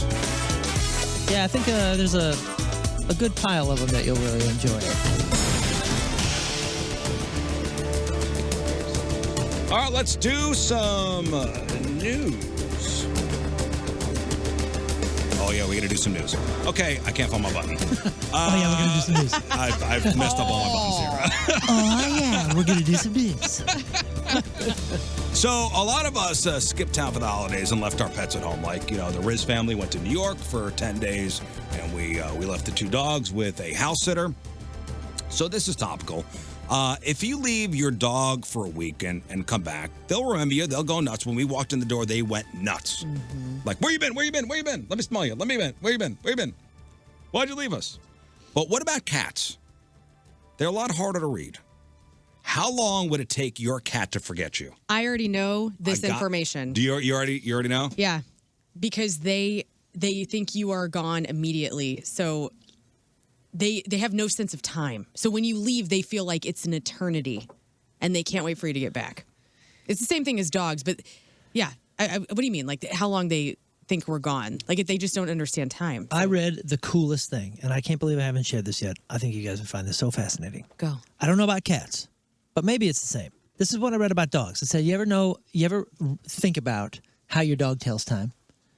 And I was like, well, kind of. I kind of think of that. Is it a By circadian? the routine. Yeah, is it a routine thing? Is it a circadian thing? Watch. It actually is from this. Their nose is so powerful and such a part of their life and such a part of their systems that they actually tell time by when you leave, you have a particular smell that lingers. Yep. And it fades at a pretty consistent rate. So their time. So when your smell fades away, that's time for them. Yeah, and it will click into a memory system in which, even our olfactory glands are like super connected to our memory system.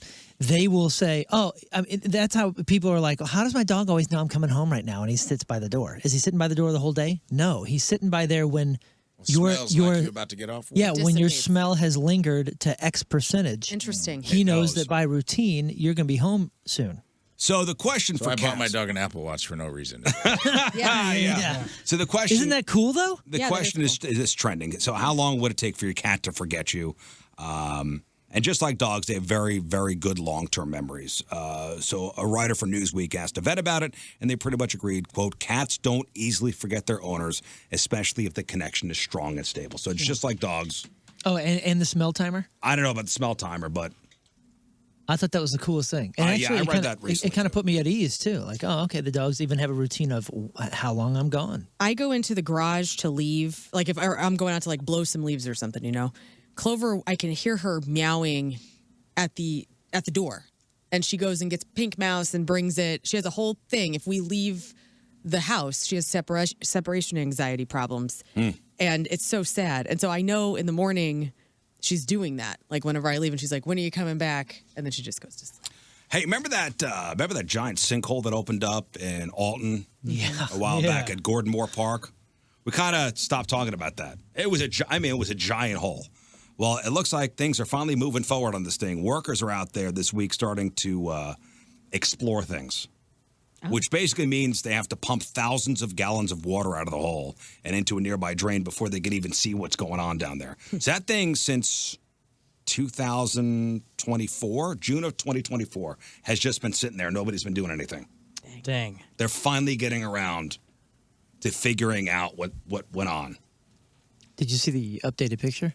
No. It's way bigger. I don't know if the hole's way bigger because they're like digging around it, trying to figure out how hollow it is under there or whatever. But like the picture is way deeper, way bigger than I remember. Locals are pretty, relieved that something's actually finally happening. The plan is for the engineering team to drill 8 test points, 4 inside the hole and 4 around the perimeter. And they're going to push probes about 100 feet down to test the soil pressure and moisture, which is going to cost around $24,000. It's definitely got people talking. Another resident says it makes you wonder if there's more to the story. Like, is the ground safe in other places too? No. Sure. Dude, look up again, I talk about this at least once a year, the cave system of the United States and see how hollow Well, the mines. Alton is. Yeah, the mining that's happened, but also the geological caves that are underneath so much of our feet. I mean, even in Missouri, there's a ton. Yeah, you remember how big it was. It was about the size of a soccer circle, like the center circle. You know, it swallowed that little that lamppost or whatever. Like, look at it now on this flyby. First of all, they like... It's filled with water. Yeah. Man. Crater Lake. It's Yeah, now a those lake. were... They were very common whenever I was down in Springfield as a kid. And I remember my buddy, they built a brand new home in a fancy neighborhood. And they had a nice, kind of park behind all the homes. And within a couple years of building it, this huge sinkhole happened. And so all the home values just, dropped because no one wanted to live on it. Well, they're running the pumps now. Luckily, nobody was hurt because the field wasn't being used at the time. I mean, it was 2024 in June. The ground collapsed over this underground mine. Now, once the water's gone, they're going to analyze the soil samples, and they could finally figure out how to fix the fields. But the city's not commenting right now. But at least the pumps are going. If you've been interested in GLP-1, the weight loss medications, but hate the idea of the weekly injections, there's some big news. As of this month, the first ever oral version of Wegovy is now officially available for adults. So no more injections. Now you just take a pill. Now you can eat it. Novo Nordisk is rolling this out aggressively. You can pick up a prescription at, CVS, at Costco, any brick and mortar pharmacy. Get it delivered through telehealth companies. The company says they're launching it across all channels all at once. So this is a daily pill. It's not a weekly shot. It uses oral semaglutide to slow down how food moves through your stomach and helps you curb your appetite. There is one specific rule. You need to take it 30 minutes before having any food, coffee, other medications. Aside from being needle-free, it doesn't require refrigeration, making it much easier to store than the injectable version. But what does it cost? What does it cost? With insurance, expect a copay around $25 or less a month. Without insurance, $149 to $299 a month, depending on your dosage. So for comparison, the injectable version, that's about $300 without insurance. So it helps. But your we've bank been account working lose on weight. cancer for half a century now. We're getting close. And those drugs are insane. Yep. I mean, I'm happy that these are affordable. Well, according to the clinical trials, the weight loss results are similar to the injections. Unfortunately, the side effects are similar too. You might experience some gastrointestinal issues, nausea, diarrhea. You could be very farty. Sexy. Well, that's a side effect for sure. I just want to know how long you need to be on them. Because I understand, you do it and you lose the weight you want, and then you come off of it, or there's a maintenance phase where maybe you cut the injections or taking the pill in half. And then when do you get off of these drugs, and how much success are people having with not having to have anything in their body? I think that's the issue. It's you got to have a lifestyle change. Yes, absolutely. And without that, you'll be on it forever. You'll be right back. You'll be right back to where you were. Right. I think if you have actual blood sugar issues, it is a lifetime. Well, that's for diabetics. Diabetic. But I don't know. It's a good question. But it looks like the market's heating up on this. The competitor Eli Lilly is expected to have their own weight loss pill approved by the FDA soon. So this is the new frontier of the GLP-1s. And finally, do you guys remember a story from last year about a woman in Pennsylvania who got famous for pooping on another car during a road rage incident? Yes. Yeah, on video. Yeah, on video. Right I called her America's sweetheart. Well, it looks like the legal side of things is finally wrapped up. So her name is Christina Solometto.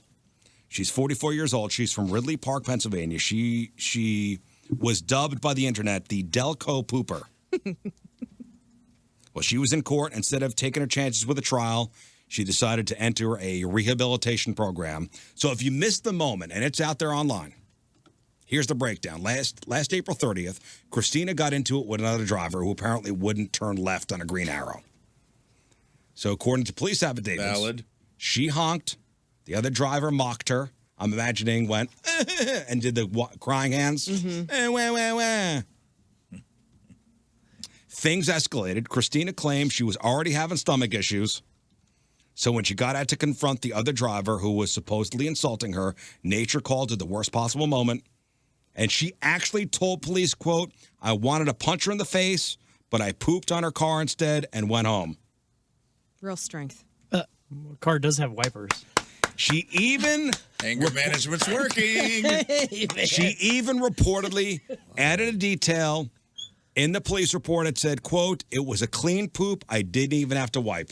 Well, we watched the video. It didn't look like a clean poop to me. Oh, no. It looked like a super soaker. Our definitions of clean poops may be different, but here's what I want to show you. By the way, amazing mugshot. Yes. She is so happy. She's happy, and when she was arrested, she's in cuffs, she's happy. She's like, I can't believe I got in trouble for this. And when she was arrested, watch this video. I mean, she couldn't be enjoying herself more. She is like, heck yeah. Oh, look at me. I mean, she is laughing. She's got her hands up. She's looking at the news camera, and she's talking to it saying, I'm internet famous. It was a clean wipe. It wasn't. It looked like she said she was having stomach issues. She had diarrhea. That's not a clean If you had wipe diarrhea issue. and you're trying to get home and someone didn't go left at a green arrow, imagine the rage that would be. I know, I understand. And I might, listen, if I were in her shoes, I may have done the same thing. You'll get this stink cannon. Watch. And she's wearing white shorts, too. Oh, is it shorts? I thought it was a dress. I can't watch this. Oh, it doesn't show much because people still don't know how to record video. Well, naturally, teenage driving by film. It was a teenager driving by that happened to see it and pulled out the phone. It hit social media. Suddenly, TMZ, the New York Post were covering this whole thing. When she was arrested in May, she seemed to embrace the infamy, laughing for news cameras, smiling in a mugshot. She was facing a laundry list of charges, including indecent exposure, criminal mischief, and, quote, depositing waste on a highway. I can see 2 or 3 of those. However, she cut a deal to enter Pennsylvania's accelerated rehabilitation program. It's a program for first-time offenders, 24 months of probation, anger management classes, community service. She just has to keep her nose clean and finish the program. Not just her nose. I think she still wins here.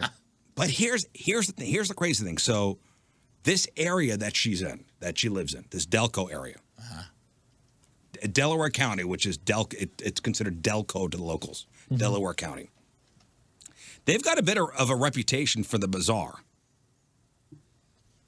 So this is a place, this particular place is, anybody ever hear of the radioactive house? There's a physics professor ran a radium lab in his basement for 20 years.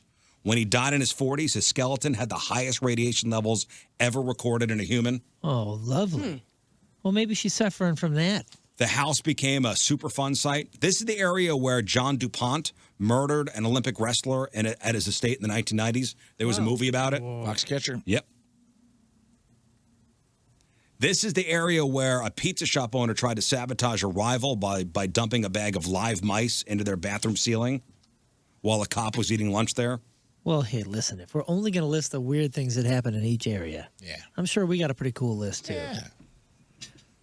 And because apparently one bathroom-based crime wasn't enough for 2025, shortly after the Delco pooper made headlines, a copycat on TikTok called the Delco pisser started filming himself urinating on local high school walls. Wow. Yeah. It is hot over there. What's going on? You can't poop and not pee. Everyone knows that. You can pee and not poop, but you cannot poop and not pee. That's why I want to know, where did her pee-pee go when she pooped on that car? I don't know. Oh, No, interesting. we don't have to do that. Interesting. What if you... Rizzuto Show. Traffic and weather. You're telling me If you have that kind of skill... Hold up. Hold up. You're telling me that you have to whiz every time you douche? yeah, of course. Really? Yeah. Yeah. This is one... Yeah, it's one You're spigot. saying that to me with a little disdain in your voice, and I would think you're going to find out that I am in the majority. Yeah, Unless for maybe sure. it's a guy thing. That's what I'm saying. Like, You have 2 faucets? Yes. Well, but there's like a master Hot and faucet, cold. and in order to get In order to get to the one, you got to turn on both. All right, we'll take a break. We'll come back. We'll talk to Chris Kerber. Hey, it's Justin Willman. You're listening to The Rizzuto Show. Happy birthday, Riz. All right, let's talk to our buddy Chris Kerber for the first time in 2026. Chris Kerber, good morning, buddy. Good morning, Riz. How are you guys? How are you? It's nice to hear your voice. Happy New Year. Happy New Merry Year, man. Christmas. We missed you. Yeah. Welcome back, everybody. I hope you guys had a good break, an enjoyable one, a fun one, and then work creeps up on you. Yeah, well, we had 3 weeks off, and now we're back to being functioning members of society. You know what? I've said this for a long time. Like, there's one thing that I admire about how things are done over in Europe is, man, as they call it, holiday, right? When they go on holiday, they go. Like, no one's responding to emails. No one's jumping through stuff. So hopefully you guys had a European-style break. Well, how many times did we all talk to each other over the break? Goose egg. 0 times. Zero time. Maybe a text here or there. No work stuff. Right. No work stuff. Or friend. Yeah, that's good. Or friend stuff. No work stuff, no friend stuff. I've had a long-standing kind of policy that, like, when I was doing a lot more stuff from a front office standpoint with a team, like if somebody on our team in our group was on vacation, come hell or high water, you didn't even email them, right? Yeah.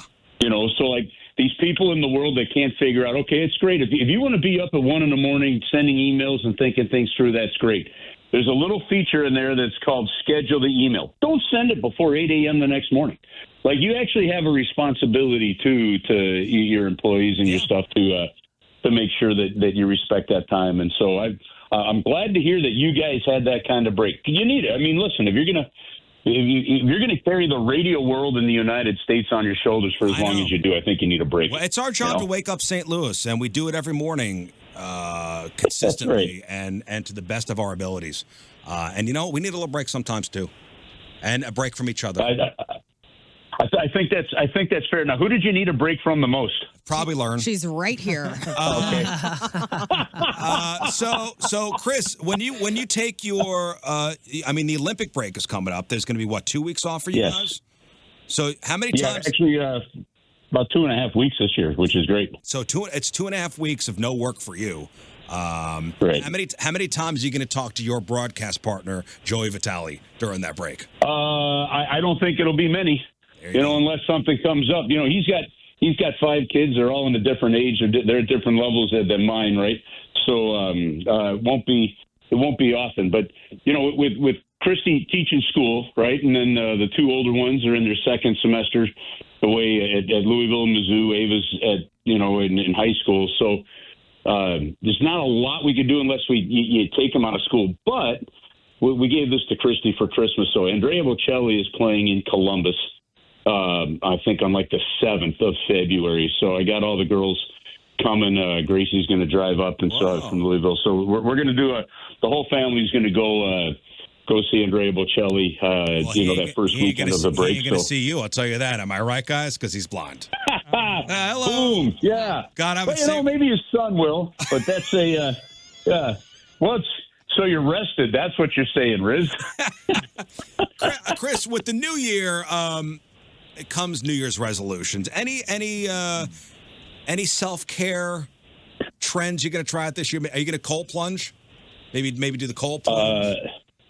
No, I don't have any. I have some basic stuff. Just actually started before the new year. Just continuing to get myself back into some better all around health. But no, I have no goals to do a cold plunge to stare down a polar bear or to do anything like that. It's kind of life's easy that way. I was at the gym yesterday, and they now have a cold plunge at the gym, and I was watching people jump in and jump out, and just how miserable they looked afterwards. I'm really happy for everybody I thought else. you're getting them Turkish hair plugs this year. We talked about it. Oh, yeah. Oh, that's right. We did think about that. Yeah, we got to do that. Mexico's so much closer, though. Yeah, but Mexican hair plugs are closer, It's a problem when you say the only place we can find enough hair is your eyebrow, though. So, like, it's going to look weird on TV for a little while. Chris, have you ever seen the videos? Take it from there. You ever seen the videos of the men coming back from the Turkish hair club clinics? Yeah, with the headband. I have not. And they're on flights and their heads are bleeding. Oh, dude, they look like light bulbs, you know? Like I worked with a comic over the break that just got back from Albania. His looked good, I'll be honest. Oh, good. Didn't know Albania was rocking the transplant world, but he had a nice shag head of hair on him. All right, now listen, every one of you in there has got a good head of hair, okay? I knew from looking at one of my uncles early on, that this was going to be a short-lived, feature of mine. So at that point, like, I don't know, like, I can honestly tell you the thought of anything to try to keep my hair like it never even crossed my mind, and it hasn't bothered me one bit that it doesn't exist. Oh. It's just I don't know. I'm just kind of like just the way it's great, just man. the way I am. But I think you'd look cool with the big young Elvis style. No, that's because you got a cool shaped skull, dude. You got a great shaped Some of us have horrible shaped skulls, and we had a gym teacher in high school that left for summer break with no hair and came back with a full head of hair. Oh, no. Nice. And it was clearly a toupee. Vitamins. No, it was a really bad. I will tell you. Now, the one thing when you're follically challenged as I am, at least on the top of your head, you obviously, like, sunscreen becomes your friend, hats when you're outside. You want to be careful, not to develop skin cancer on the top of your head, that kind of thing. So, like I've always been a bucket hat wearer, but we have. Here's a tease for you. Coming out in March, right?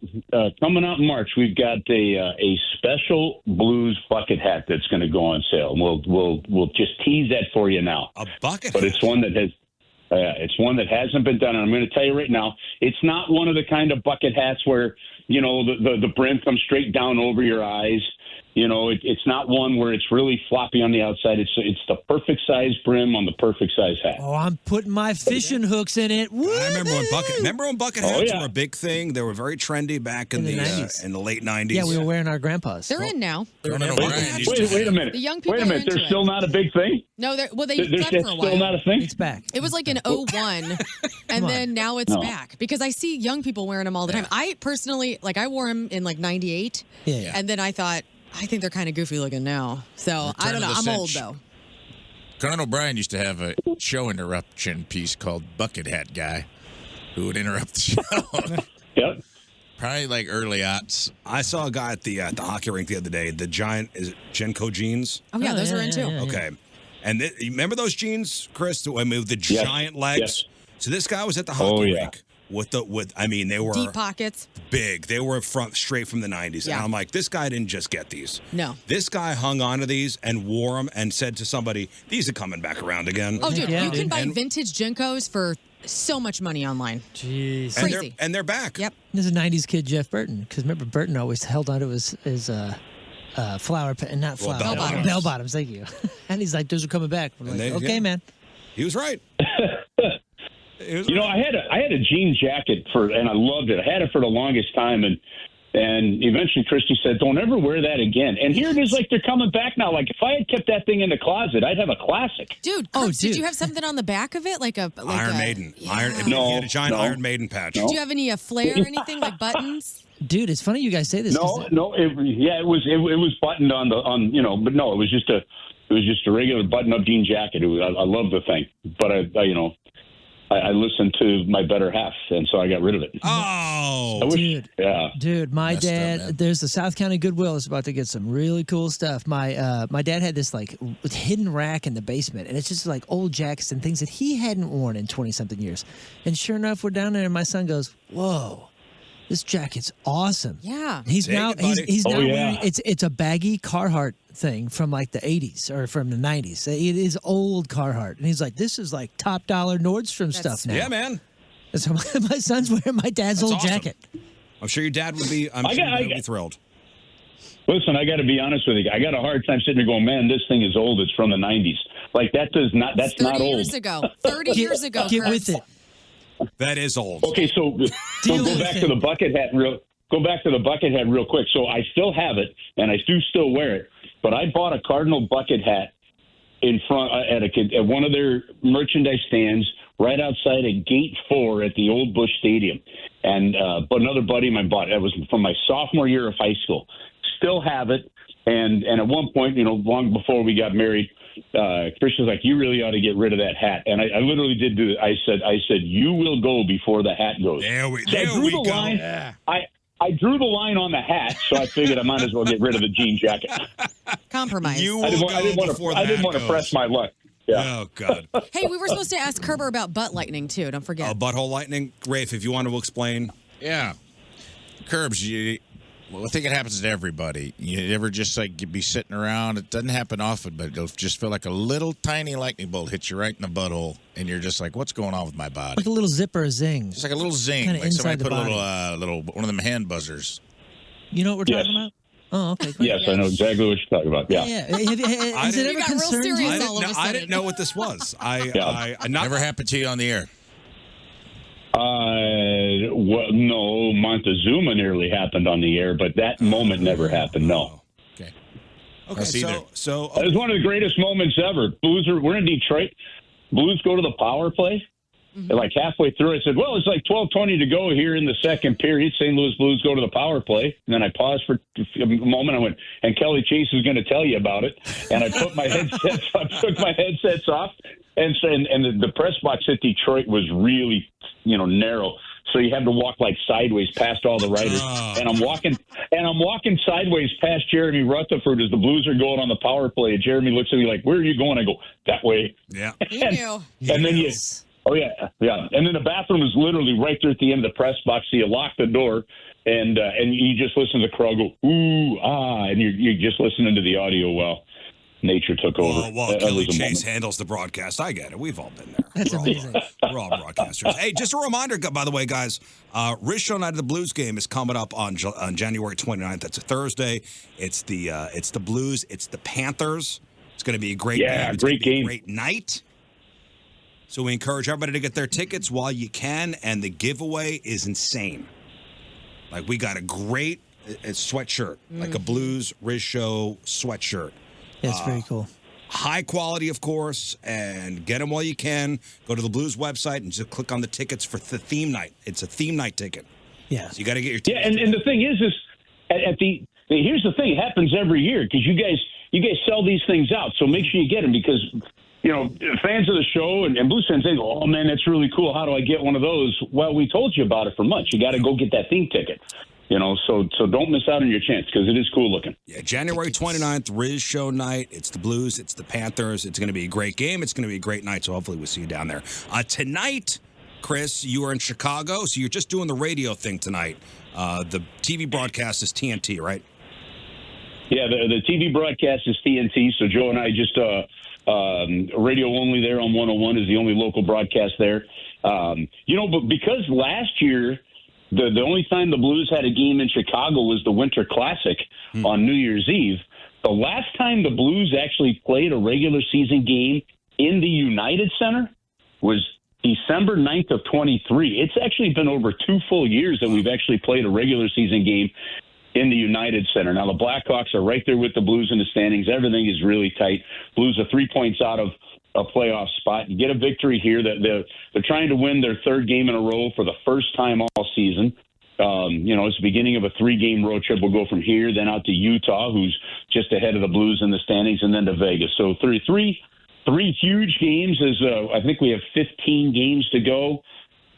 14 games to go before the Olympic break starts. So just so you guys know, the Blues are still in the mix here. For all the dread and for all the woe is me stuff. As you mentioned, the Blues are only 3 points out of a wild card spot. So listen, if they were in the Pacific Division, they'd only be like 4 points out of first place in the division. Wow. It's just Colorado, who lost again to Tampa, so now they've only lost 4 times in regulation. Colorado, Dallas, and Minnesota just shot up there. I mean, it's just crazy how good they've been. So it's a wild card race for the second half for the Blues. But, look, the reality of it is and yes, you are what your record says you are, that great old Bill Parcells quote, but you're 0-8 in overtime in the first half, and there was a game in Detroit where you were up 4-0 and lost the game 6-4. Mm-hmm. If even half those games go the other way, had they gone the other way, you're talking about having a 4-point lead on the top 2 wild card teams. So I believe that, and this is a team starting to get healthy. Nathan Walker's on the trip. I don't know if we'll see him tonight, but maybe on the trip. Nick Bukestad is on the trip. Now, he's not going to play on this trip, but that's good news that he's starting to practice with the team again. You know, Dylan Holloway, he's starting to skate a little on his own, but he told me he's still a little ways off, so I wouldn't say he's on the horizon just yet.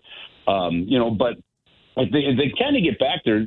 I have no doubt now that we've seen kind of the way the things have gone in the Pacific and the rest of the Central, except for that top 3, I still believe Doug Armstrong, and I know he believes this. They put together a playoff caliber team this year. Just the first half didn't go right, and a lot of players had bad first halves at the same time. So I think we could see an exciting second half of the season here if things start to click. Well, let me ask you a question about tonight. Okay, so again, it's the Blackhawks, it's the Blues tonight. These two teams are neck and neck in the standings. Everybody's vying for that wild card spot. And you've seen this team already for 43 games. If we're catching the first 5 minutes of the game, what should we look for to know what kind of night this is going to be? Well, the first thing I'm curious about, so Connor Bedard is not back yet for the Chicago Blackhawks. And the last time the Blues and the Blackhawks played, Bedard was injured on the last play of the game, a face-off. Now, I don't think Braden Shen injured him. I think he was clearly hurt before then, but it was a pretty rough play by Braden on the face-off. Their captain, Foligno, was not in the lineup. I'm wondering if somebody wants to try to say, hey, Braden, you got to answer the bell today. I'm curious on that. That's what I'm looking for. You know, and then, listen, Riz, and this is just not just tonight. This is every game. Those top players, the Robert Thomases, the Jordan Kyrous, the Colton Parekos, the Justin Falks, the Braden Shens, the Jake Neighbors, the Pavel Buchneviches. Your top players have got to be your top players. Robert Thomas and Jordan Kyrou, and this sounds basic. They got to outwork the other team. Like when you look at the teams that are right now tops in the league, their highest skilled players are leading the way with the best work ethic out there. And that's what you have to see. Now, the one thing that I've liked, these last 2 games, I think now, again, it's the 4th time this year they've won 2 games in a row. That's not a lot, obviously. But it's the first time where I've looked at back-to-back games and said both games looked similar. In other words, you know, you couldn't distinguish necessarily between the 2 games because the work ethic was there, the scoring chances were there, the defensive play was there, the goaltending was there, all those kind of things were there. That, to me, is encouraging. So, for me, that's what I'm looking for in the first 5 minutes. Are you putting Chicago back on your heels and playing the style they've played in the last 2 games? Well, it's going to be a good game tonight. It's a late start. It's 8:30. Again, it's on TNT on the TV side, of course. You and Joey broadcasting on the radio side on our sister station, ESPN Radio. So tonight it's the Blackhawks. Friday it's Utah for the Mammoth. Saturday you're in Vegas. Tuesday you're back at home, and the Hurricanes are in town. So you got a nice little road trip coming up. Yep, good road trip. 3 good cities. Just go in, watch some hockey. And just get some rest today because by the time they drop that puck tonight, it's going to be an 8:52 puck drop tonight. Oh, so broadcast at 8:30, puck drop 8:52. Yeah, you will be on your second fantasy of sleep, I think, Riz. But I'll be already hitting my REM cycle. Chris, we love you, buddy. It's great to hear your voice. And we'll talk to you next week. All right, welcome back, everybody. Glad you guys are back. We'll talk to you next week. There is the great Chris Kerber, everybody. Later, dude. Awesome to hear his voice. Hey, before we hit the final break, just a bit of food news. You see High Point Drive-In is scaling back. I did. They're closing 3 locations. I'm bummed. My location is closing. Yep. Baldwin. Oh, on Manchester? Mm-hmm. Oh, I was at the West County Antique Mall, and I drove past it, and I go, I didn't know they had a High Point out here, and now they don't. Yep. Well, yeah, so the Baldwin location was called A Little High. A little high, yeah. And it was next to a pot dispensary, which seems like it would be like slam dunk. Right. That's when I saw it. I go, oh, brilliant. And I can't believe that's the one that's closing because I was like, it's next to a dispensary. And you know what? Every time I drove by there, I never saw anybody in there. Dude, it was always empty. Really? I always thought, it's closed. Oh, it's not closed. Did you go there? I went there we would go there like every other month, probably, just to like grab crowded? a burger. No. But I would go through the drive-thru. It was excellent. Oh, but it you had know a what? drive-thru? Also, Oh, that's cool. Yeah, to like order ahead and you can go through the drive-thru. I didn't know that. Butterscotch milkshake. I don't know if they continued that, but the last time I don't know if I was able to get it, and that I think that's what killed him. So that killed him. Yeah. Not being able to get that. Yep. OG location. There's one in Chesterfield. Okay, Baldwin's closing, Edwardsville closing, O'Fallon, Illinois closing. Bummer. The original location on McCausland, that's open. Downtown's open. LaSalle Park inside the Four Hands Brewing, that'll be open. Kirkwood location open. Cottleville and Chesterfield. You know, Steve's All Hot open. Dogs, too, on Del Mar and the Fountain on Del Mar. That's closing as well Those are because of closing. the tornado damage. They said they never would recover from that. I know. I'm just super It's bummed. terrible because the fountain's awesome. Yeah. Not the original. The Fountain on Locust still remains. This is Fountain on Del Mar, though. Well, also, Work and Leisure is closing. Yeah. Which is on Locust. And that was a cool spot. I did comedy shows there. It was a cool, entertainment venue in For town. Tenacious And we're Eats. losing those Tenacious quickly. Eats. Yeah, we did Tenacious Eats. I forgot about that. Yeah. And by the way, when we say Steve's Hot Dogs is closing, just that location. Just the Del Mar. Chesterfield location Yeah. is still open. just Del Mar. The the Chesterfield. Chesterfield's location and the Tower Grove location Tower, off of Grand. still open. Yeah. Man, this isn't just a local issue And either. Rockstar. I think it's, and I brought this up to Riz. I was like, I think, are these precursors of a recession we're not, facing head on here? Like, there's so many things closing. And I know the restaurant business is a tough business. Restaurant but business there's is just tough, a so I'll lot tell of you what it is. there's just a lot of stuff that seems like it did not survive 2025. Well, it's also a perfect storm with GLP. GLP matters. Like that's playing a big role.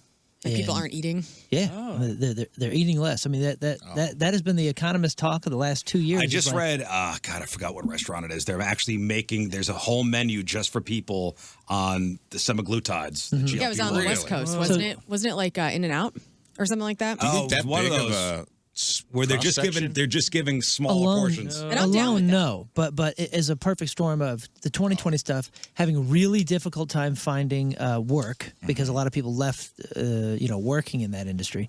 The GLP-1 stuff, and then at the same time, man, I don't think it's just a local issue. Obviously, that's a part of what St. Louis has going on, but I think we really need to do all we can to figure out how to bring other business in. And Hollywood is like really suffering, as we know.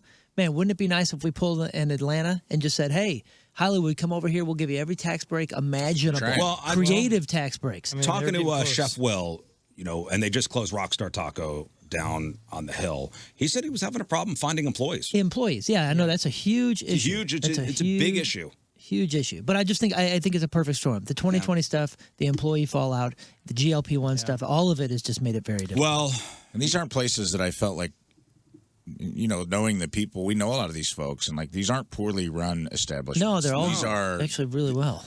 which good leads me to food. believe that the food is good, they're run well, they're competent folks. So it's like there's something happening where people just aren't going out in a city that's kind of a go out town.